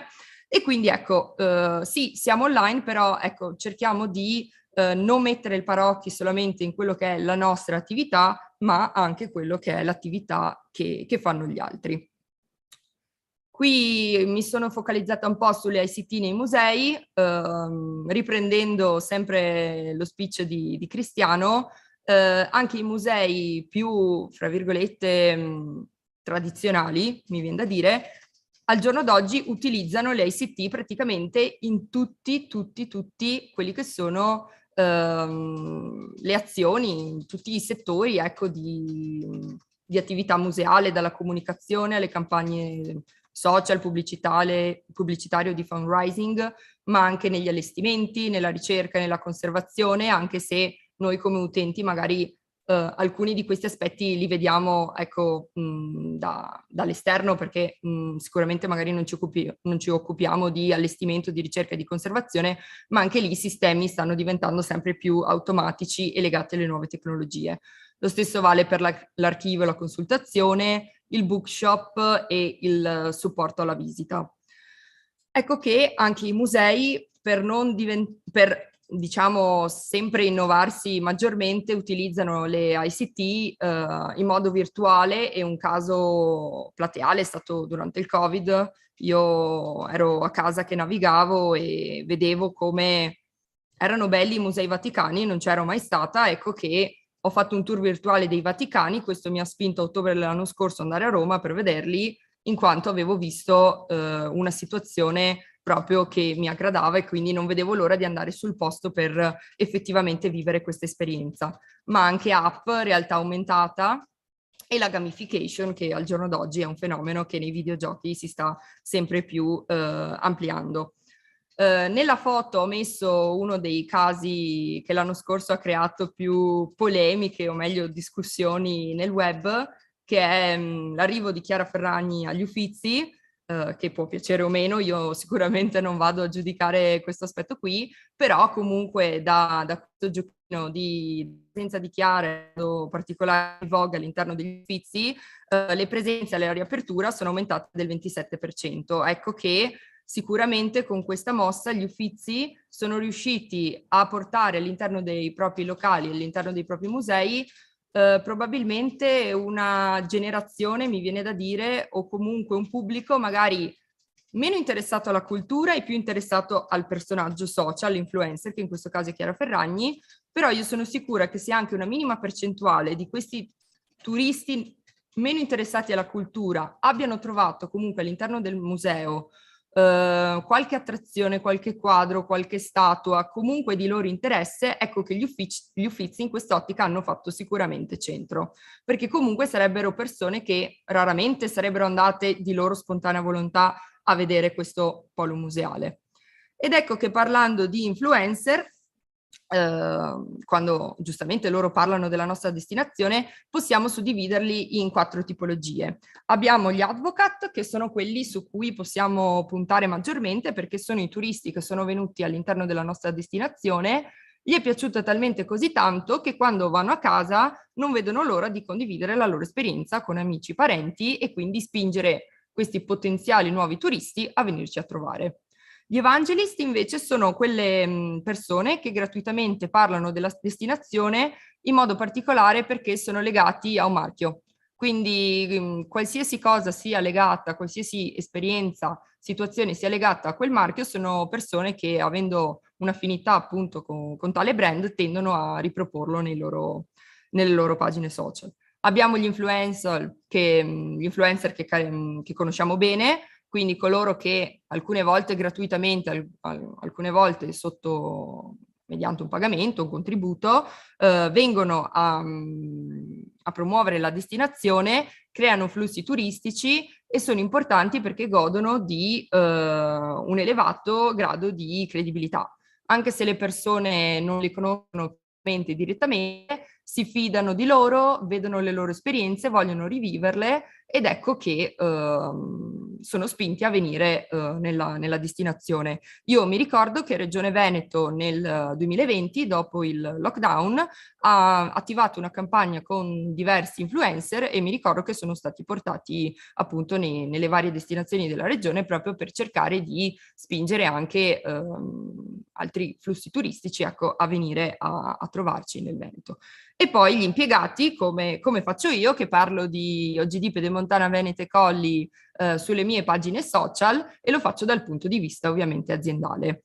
L'obiettivo qual è? L'obiettivo è quello di creare legami e vincoli emozionali positivi da parte degli influencer e della destinazione con i turisti per stabilire una relazione stabile e duratura. E questo è importante essere presenti sempre a livello anche post vacanza. L'altro giorno mi sono messa un po' a ridere perché Trentino Alto Adige mi ha inviato una comunicazione, una newsletter dicendomi: ciao Ilaria, hai proprio bisogno di una vacanza? Io stavo sorridendo perché stavo pensando che aveva ragione. Vienici a trovare in Val di Fassa, in Val Gardena, adesso non ricordo la valle precisa, però un marketing che riesce ad andare a comprendere, capire le esigenze del turista e quindi a riportarlo nella destinazione nonostante sia già stato magari proponendo qualcosa di diverso. Ecco che parliamo appunto di marketing. Io qui ho messo due tipologie di marketing differenti, ovviamente poi se andiamo nello specifico ce ne sono tante altre, ma secondo me per una destinazione turistica è molto importante gestire queste due tipologie. Il buzz marketing che sfrutta il desiderio delle persone di comunicare, far parlare di sé e quindi quando fanno un viaggio poi ci tengono in modo particolare a condividerlo con i propri contatti e per la destinazione è importante diciamo far parlare di sé perché è un modo per acquisire nuovi clienti, ma specialmente le risorse investite da parte della destinazione su questo punto di vista sono ridotte e c'è un incremento della reputazione sicuramente. Mentre il viral marketing è quello che invece fanno solitamente le aziende, che è il marketing proprio intenzionale dell'azienda di attivare la conversazione su argomenti di vario tipo, su tematismi, su attività turistiche di vario tipo, per attivare il passaparola che al giorno d'oggi risulta comunque uno strumento ancora efficiente per portare il turista nella destinazione. Però in questo caso bisogna stare molto attenti perché se si rischia di parlare troppo si perde in credibilità, quindi bisogna farlo sempre con il giusto modo, insomma, e quantità. Termino questo intervento parlando di turismo esperienziale, che è un'evoluzione del turismo.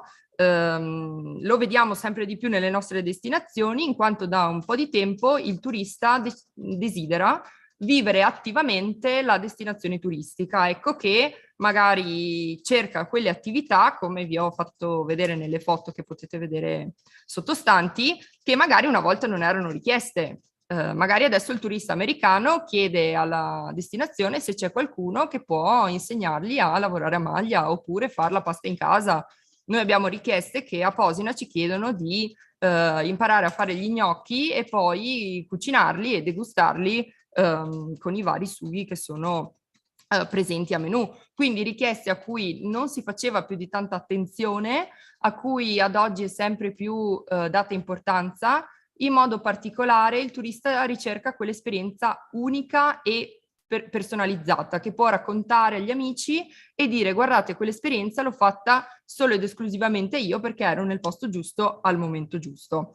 Quindi questo permette di creare recensioni fatte da persone che noi online non conosciamo, almeno fisicamente, li conosciamo magari perché sono note o comunque perché magari li conosciamo di vista, però ecco che siccome hanno fatto l'esperienza che vorremmo fare anche noi, andiamo a fidarci perché loro l'hanno già fatto, loro hanno provato sensazioni che vorrei provare anch'io ed ecco che vado a cercare come turista di assecondare le mie aspettative mediante l'esperienza altrui.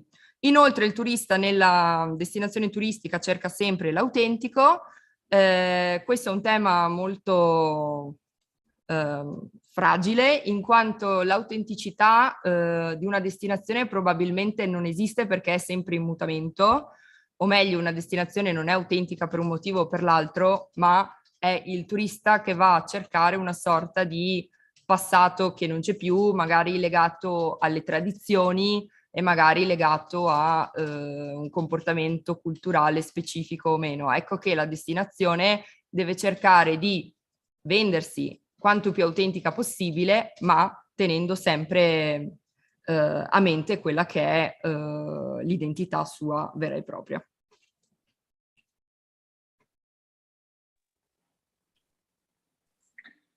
Grazie Ilaria, grazie. Lascerei la parola direttamente ad Alessio Cortesia. Abbiamo già parlato di social e con lui entreremo a parlare nel dettaglio. Prego Alessio, lo vedo già collegato.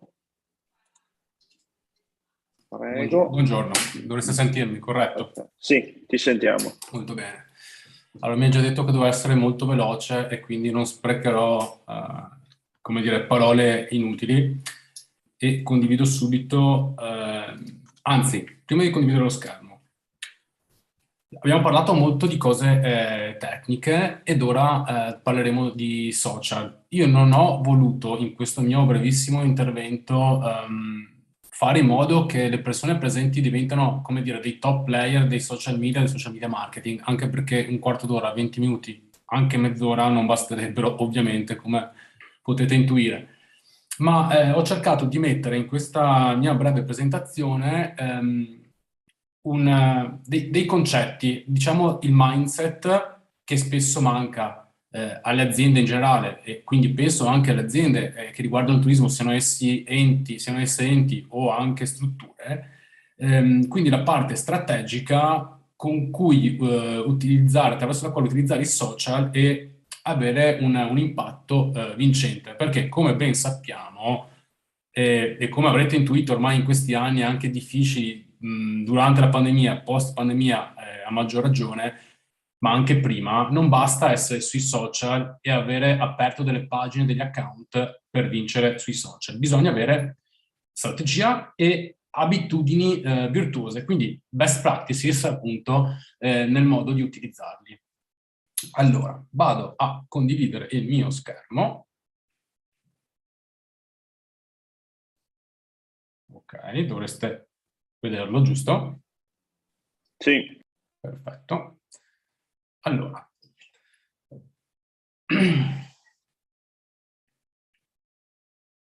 parto non per egocentrismo, ma per spiegarvi il perché di questa mia presentazione da me stesso.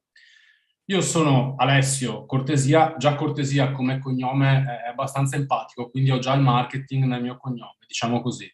Perdonate la battuta. In ogni caso, io mi laureo in design, quindi non ho una laurea, come dire, economica che riguarda il marketing. Mi laureo in design e comincio a scoprire i social media dopo. Per me questa è una parte importantissima perché in questo mindset il contenuto è basilare. Perché? Perché io sono in primis un designer. Sono diventato poi un social media manager e ovviamente essendo designer e social media manager in terza posizione, in terzo luogo anche un creatore di contenuti, quindi un content creator. Il denominatore comune di tutta questa attività è ovviamente la strategia. perché non basta essere bravi a creare un contenuto, bisogna anche contestualizzarlo. Quindi non perdo tempo a dirvi che il piano editoriale è importantissimo, anche se trattando di turismo ovviamente avrete 1000 imprevisti ed eventi dell'ultimo secondo, quindi le difficoltà aumentano. Nel mindset è importantissimo nei social media tenere a mente questa cosa. A me piace provare, sbagliare, correggere e riprovarci, e questi passaggi ti danno più consapevolezza, scusatemi, e conoscenza. Cosa significa? Significa che fare un post, creare un contenuto sui social media non fa dipendere, come dire, la vita o la morte di altre persone, e quindi la sperimentazione è molto importante. Io stesso, quando progetto una campagna, ad esempio a pagamento nei social, cerco di fare quello che si dice lo split test, quindi produco più contenuti riguardanti un certo argomento o una certa azione che io vorrei dare. Vi faccio un esempio concreto che riguarda un ristorante, quindi un'attività che, se vogliamo, anche correlata al turismo. Ho dovuto fare una campagna per incrementare le vendite e le prenotazioni della cena di Capodanno. Ho creato 4 creatività diverse e le ho tenute lì una settimana con una sponsorizzazione uguale per ognuna di loro. Dopo una settimana, 10 giorni, ho visto quale fosse quella che maggiormente dava dei risultati, e quindi ho eliminato le altre che invece non mi davano risultati. Questo per me significa provare delle tecniche, delle strategie nuove, vedere quali sono sbagliate, quali sono quelle giuste, e nel caso correggere. In ogni caso un post giusto o sbagliato, come dicevo prima, non farà in modo che le persone muoiano oppure sopravvivano grazie o per causa nostra. Quindi andate pure a cuor leggero, i social non sono sicuramente, o meglio, sono la realtà, ma non la realtà come siamo portati a crederla. Nel mio mindset, e qui riprendo anche il discorso che ha fatto giustamente Ilaria sui feedback, cioè su quello che la gente dice di noi. Dice di noi, dei nostri servizi, delle nostre strutture, e lo fa attraverso i social. E non solo. Quali feedback? Le recensioni, ad esempio. Le recensioni di Facebook, le recensioni di Google come attore principale, ma ovviamente anche altri attori, come potrebbero essere le recensioni su altre piattaforme che non sono strettamente social network, ma anche sì, come possiamo immaginare TripAdvisor, piuttosto che lo stesso Booking, eccetera, eccetera, ce ne sono tantissime. Le recensioni, a mio modo di vedere, non sono mai negative, ma sono recensioni, sono opinioni.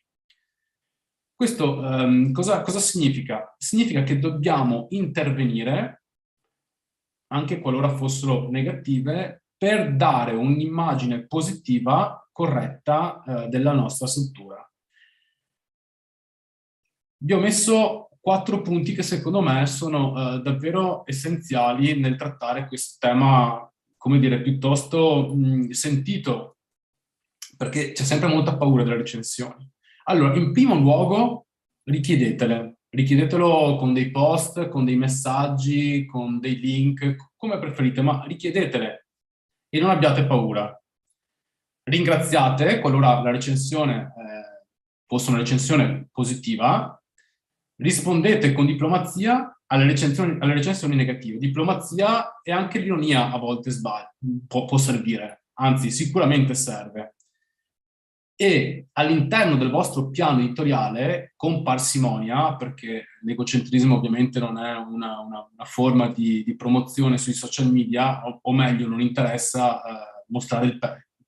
Alla gente non interessa che voi mostriate il petto in fuori, però mostrate quelle recensioni che ritenete più rilevanti o che evidenziano dei fattori che ritenete importanti nella vostra attività, nella vostra azienda. Questo lavoro è inserito in una cosa che all'interno di chi si occupa di social media è la community management. Quindi, come posso dirvi, è una sorta di customer care online, chiamiamolo così per semplificare, che è un fattore importantissimo per quanto riguarda i social media, è un servizio importantissimo che vi offriranno poi i consulenti come me o le agenzie alle quali vi appoggiate, o anche i vostri impiegati, dipendenti. È importantissimo perché vuol dire essere vicini alle persone ed è appunto un fattore molto importante perché quanto più siete vicini alle persone, tanto più le persone si fidelizzano a voi e a quello che fate. Di solito questo è un servizio che io metto all'interno dei miei servizi, ma non viene mai percepito troppo. E invece, secondo me, è una parte davvero basilare, fondamentale. E a tal proposito, ed una cosa che viene snobbata tanto quanto, è Google Business. Perché? Perché di solito le attività pensano che di essere sul web così tanto per... No, in realtà compilare un buon profilo Google Business della vostra struttura è molto molto importante. Questo per una questione di indicizzazione, ma non solo. Perché? Perché all'interno di questa piccola casella si trovano un sacco di informazioni. Io, ad esempio, per farvi un esempio, ho ricercato su Google un albergo che frequento spesso per questioni professionali ed ecco qui che mi compare la mia bella spalluccia a destra dello schermo con tante cose, tante informazioni importanti. Ad esempio le foto della struttura o dei servizi offerti, gli orari, il sito web, molto importante perché comunque un backlink, e le famigerate recensioni. E anche questo è una cosa che viene snobbata. Tenetela in considerazione,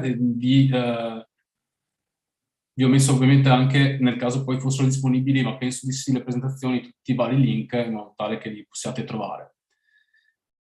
Dico delle cose che sono basilari. Io non so, ovviamente, parte della platea presente, diciamo, credo sia molto preparata sul tema, ma preferisco, insomma, appunto parlare di queste cose anche basilari per dire le cose in maniera molto concreta rispettivamente a quello che c'è da fare in primis nella strategia sul web, sul digitale, per quanto riguarda appunto i social media. E vado velocissimo, guardo sempre l'orologio per non... Avrei 3 minuti, Nicolas, ma cerco di essere il più veloce possibile. Facebook e Instagram, che poi sono i protagonisti spesso e volentieri, ma anche delle volte non volentieri, di quella che è la nostra attività appunto a livello di social media. Facebook e Instagram, ognuno ha il suo pubblico e ognuno ha i suoi contenuti. Facebook solo in Italia, e questo è un dato di qualche mese fa, probabilmente non lo so, su Facebook credo che siano più o meno gli stessi, perché non sta andando proprio alla grande Facebook, ma 34 milioni di utenti solo in Italia, con una fascia di età che viene rappresentata che è dai 25 ai 44 anni. Qui le foto e i video hanno un'importanza media ed è invece molto importante il contenuto testuale.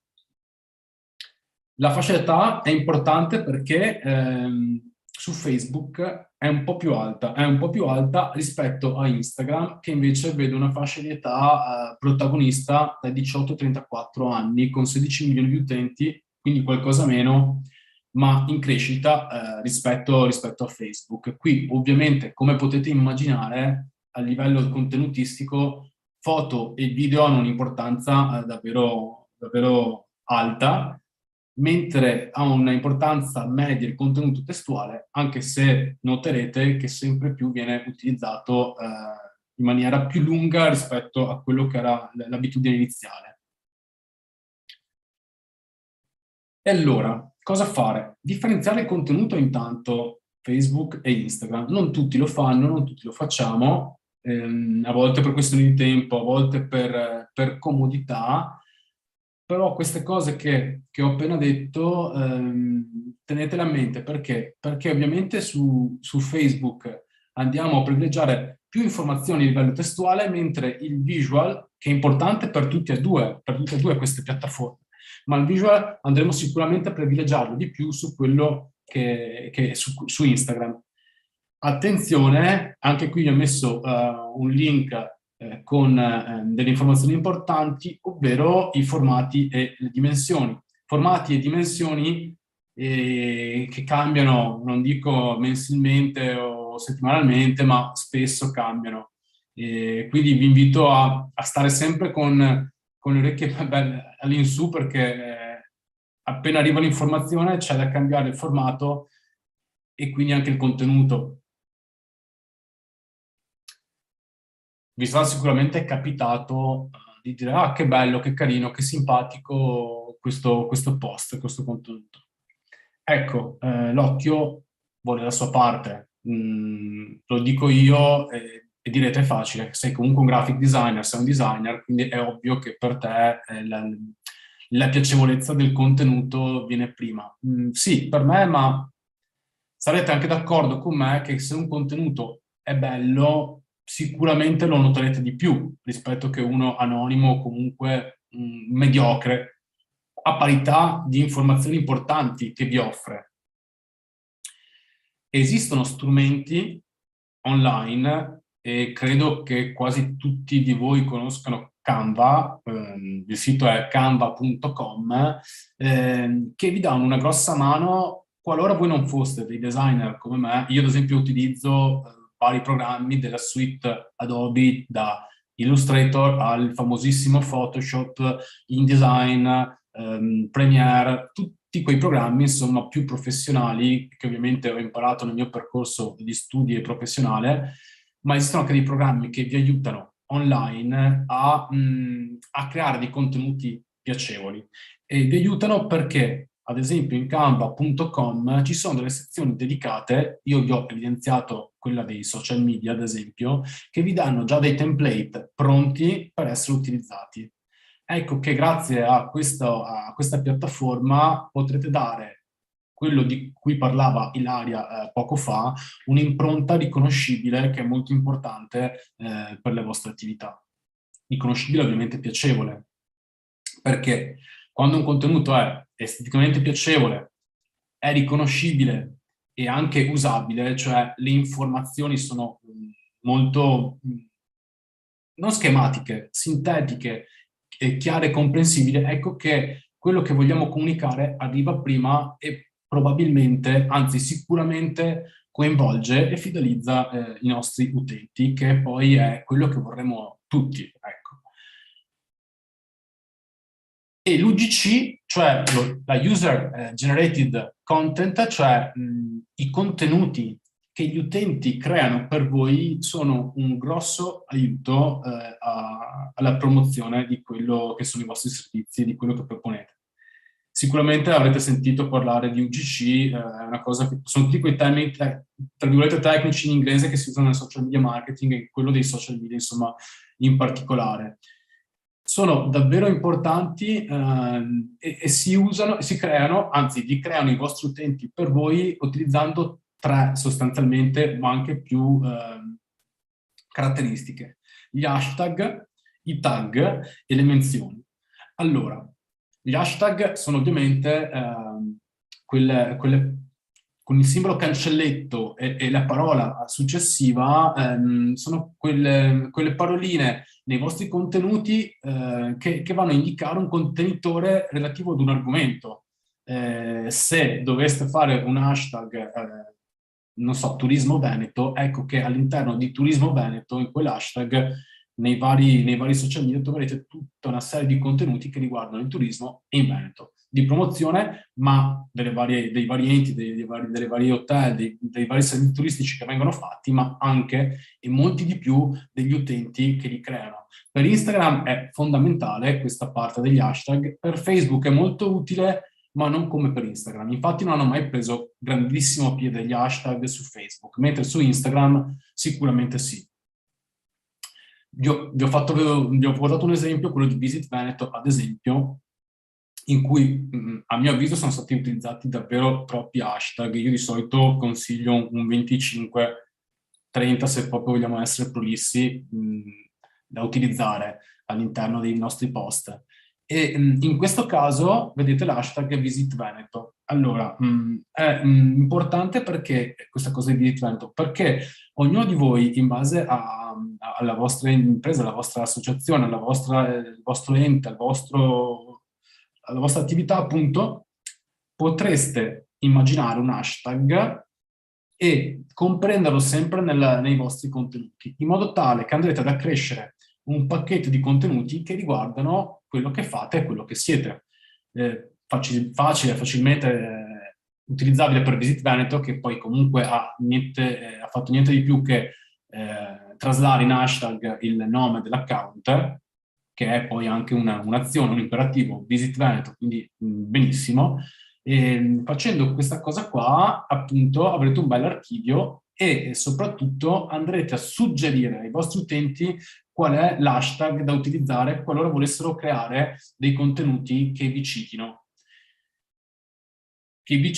con l'hashtag, se non addirittura con un tag. Quindi se l'hashtag utilizza il cancelletto, il tag, quindi vanno a richiamare la vostra attenzione citando il vostro account. Quindi invece che con l'hashtag, con la chiocciola let, potrebbero utilizzarlo ad esempio in un post Instagram, ma anche in una story.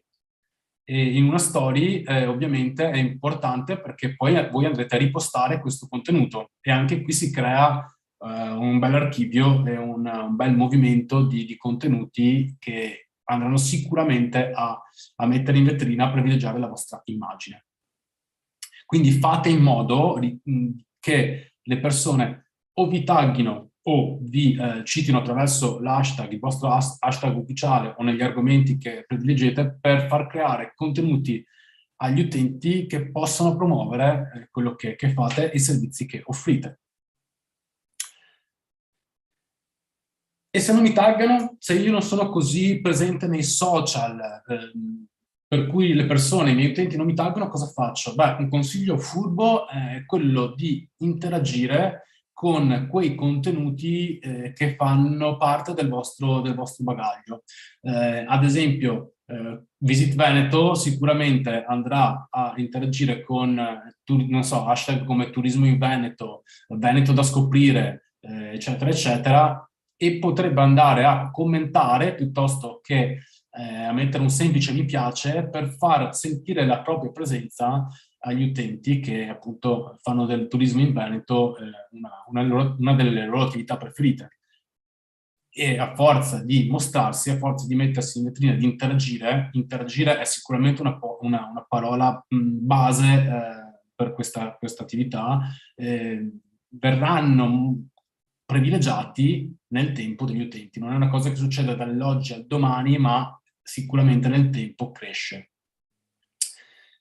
Le menzioni, come ho già detto, sono praticamente tag nella story e sono, mi ripeto, ma sono per Instagram una cosa super perché nel momento in cui un turista, un visitatore delle vostre strutture vi va a menzionare in una story, vuol dire che ha già fatto un video, una foto e quindi vi ha già preparato un contenuto da ripostare facilmente e da mostrare a tutti gli altri utenti.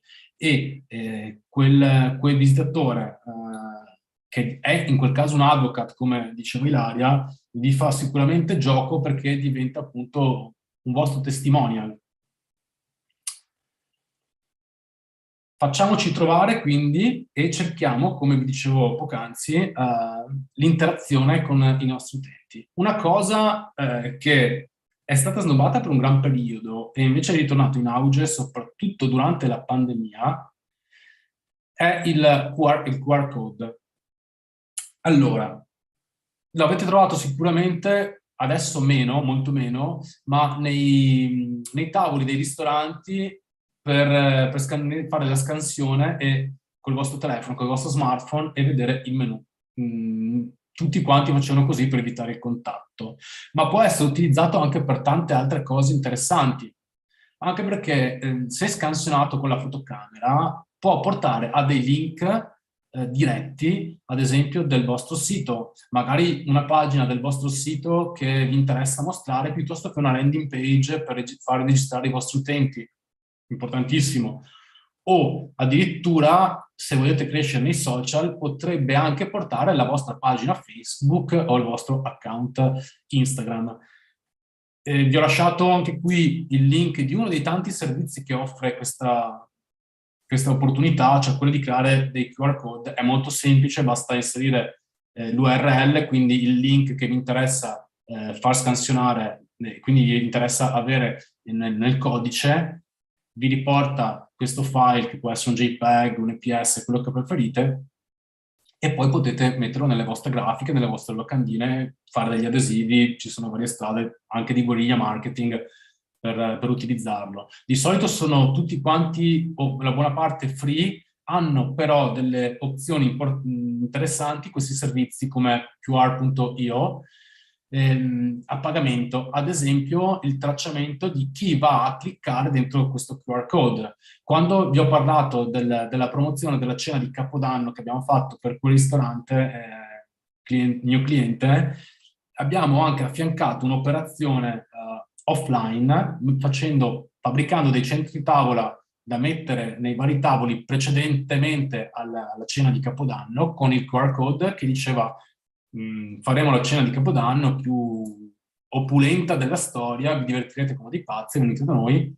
Scansiona il QR code per vedere il menù che ti proponiamo a Capodanno. È stato, non ha portato forse a più prenotazioni quell'azione, ma ci ha fatto scoprire di giorno in giorno chi interagiva con noi grazie al tracciamento del link, perché vedevamo che ovviamente il sabato e la domenica c'erano più scansioni, gli altri giorni meno, ma sapevamo che la nostra strategia aveva incuriosito gli utenti perché continuavano a scansionare il QR code per cercare di scoprire cosa avremmo proposto per il menù di Capodanno. Un altro elemento che secondo me è molto utile, soprattutto per Instagram, se utilizzate ovviamente, credo di sì, Instagram nelle vostre attività, è Linktree. Linktree è uno strumento che vi permette, utilizzando un link nella bio del vostro profilo, del vostro account Instagram, di mettere più link utili. Ad esempio, potreste mettere su Instagram il vostro sito, una particolare pagina dove promuovete un particolare servizio, potreste mettere una landing page per registrarvi, per registrare gli utenti, potreste mettere anche la pagina Facebook, una mail per se vogliono scrivervi, eccetera, eccetera. E questo è appunto uno strumento utile che vi può servire nell'ottica di interagire ancora di più e di rendere più semplice l'interazione con i vostri utenti. Concludo, sono andato leggermente fuori, ma non troppo, con le nuove strade. Allora, TikTok, il tanto demonizzato TikTok. Demonizzato perché si trovano un sacco di contenuti abbastanza, come dire, pisquani, farlocchi, e sono io il primo a dirvelo. È frequentato da giovani, giovanissimi, e tutti quanti mi dicono, quando propongo TikTok in ottica di strategia per far crescere un profilo, un'azienda, mi dicono ma TikTok non lo usa nessuno, lo usano solo i ragazzini, ed è verissimo. Ma questi ragazzini di 13-14 anni saranno i vostri clienti del futuro. E se andate a vedere su TikTok cosa viene proposto, vedrete che ci sono un sacco di profili che mostrano con dei video molto belli zone turistiche in tutta Italia, in tutto il mondo. Quindi si possono fare contenuti di valore anche per TikTok, in un certo modo, ma è sicuramente una strada da prendere in considerazione per arrivare alle nuove generazioni, che saranno ovviamente il turista del futuro, ma che comunque avranno voce in capitolo. Ad esempio, pensate in famiglia, potrebbe essere anche che il figlio di 10 anni che usa TikTok, non dovrebbe, ma facciamo di 14 così siamo più alti di età, che usa TikTok, mostra a papà e a mamma quella particolare passeggiata, quel particolare itinerario che ha visto su quel profilo TikTok, e va comunque a rendersi nel suo piccolo influencer a casa per quanto riguarda la scelta di una destinazione. Quindi, e sono quelli che utilizzano di più i social. Quindi TikTok è sicuramente un trend da guardare con grande attenzione per il futuro.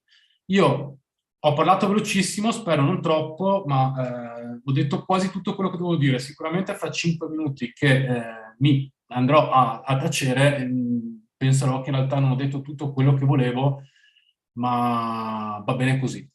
Spero di essere stato utile, e se ci sono domande sono qui. Grazie mille Alessio e grazie a tutti i partecipanti per aver preso parte a questo webinar online sul turismo digitale e nuove tecnologie. Abbiamo condotto un vero e proprio viaggio dall'OGD Pedemontana Venete Colli alla Regione Veneto, che ci ha parlato del rapporto che ha appunto Regione Veneto con il turismo, le nuove tecnologie, il sistema DMS.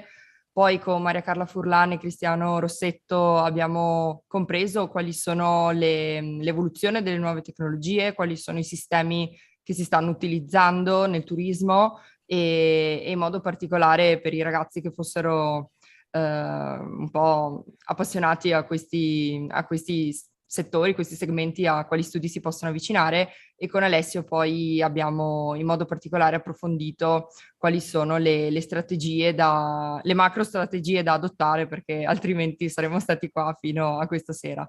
E detto ciò vi ringrazio, voi ci trovate all'interno del sito internet www.visitpedemontana.com. Se volete contattarci siamo reperibili via mail all'indirizzo info@visitpedemontana.com e al numero di telefono 0445 804837 che adesso vi scrivo in chat. Lascio la parola a Nicolas. Sì, prima di salutarvi vi ringrazio anch'io, lascerei la parola al referente di Avatar Lab Alberto De Longhi. Questo, se non sbaglio, è l'ultimo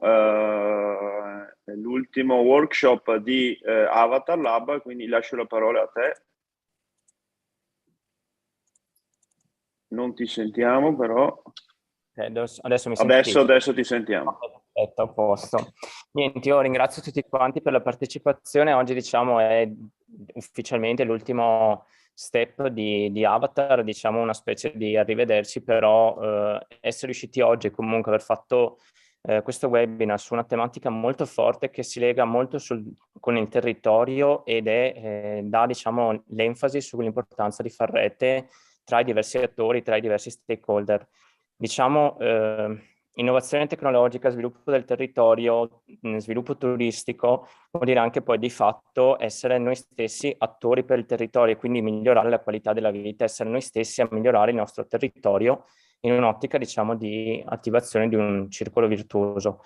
Quindi niente, io ringrazio tutti quanti i partecipanti oggi, comunque siete stati numerosi, mi ha fatto molto piacere che ci sia stata anche una partecipazione lato istituzionale e niente, spero che sia un arrivederci con il progetto Avatar. Io comunque ringrazio molto Nicola Scazzola e Ilaria Campese per la collaborazione, insomma, che siamo riusciti a organizzare diciamo, questo webinar all'ultimo, si può dire, e niente, grazie veramente di tutto e alla prossima, insomma.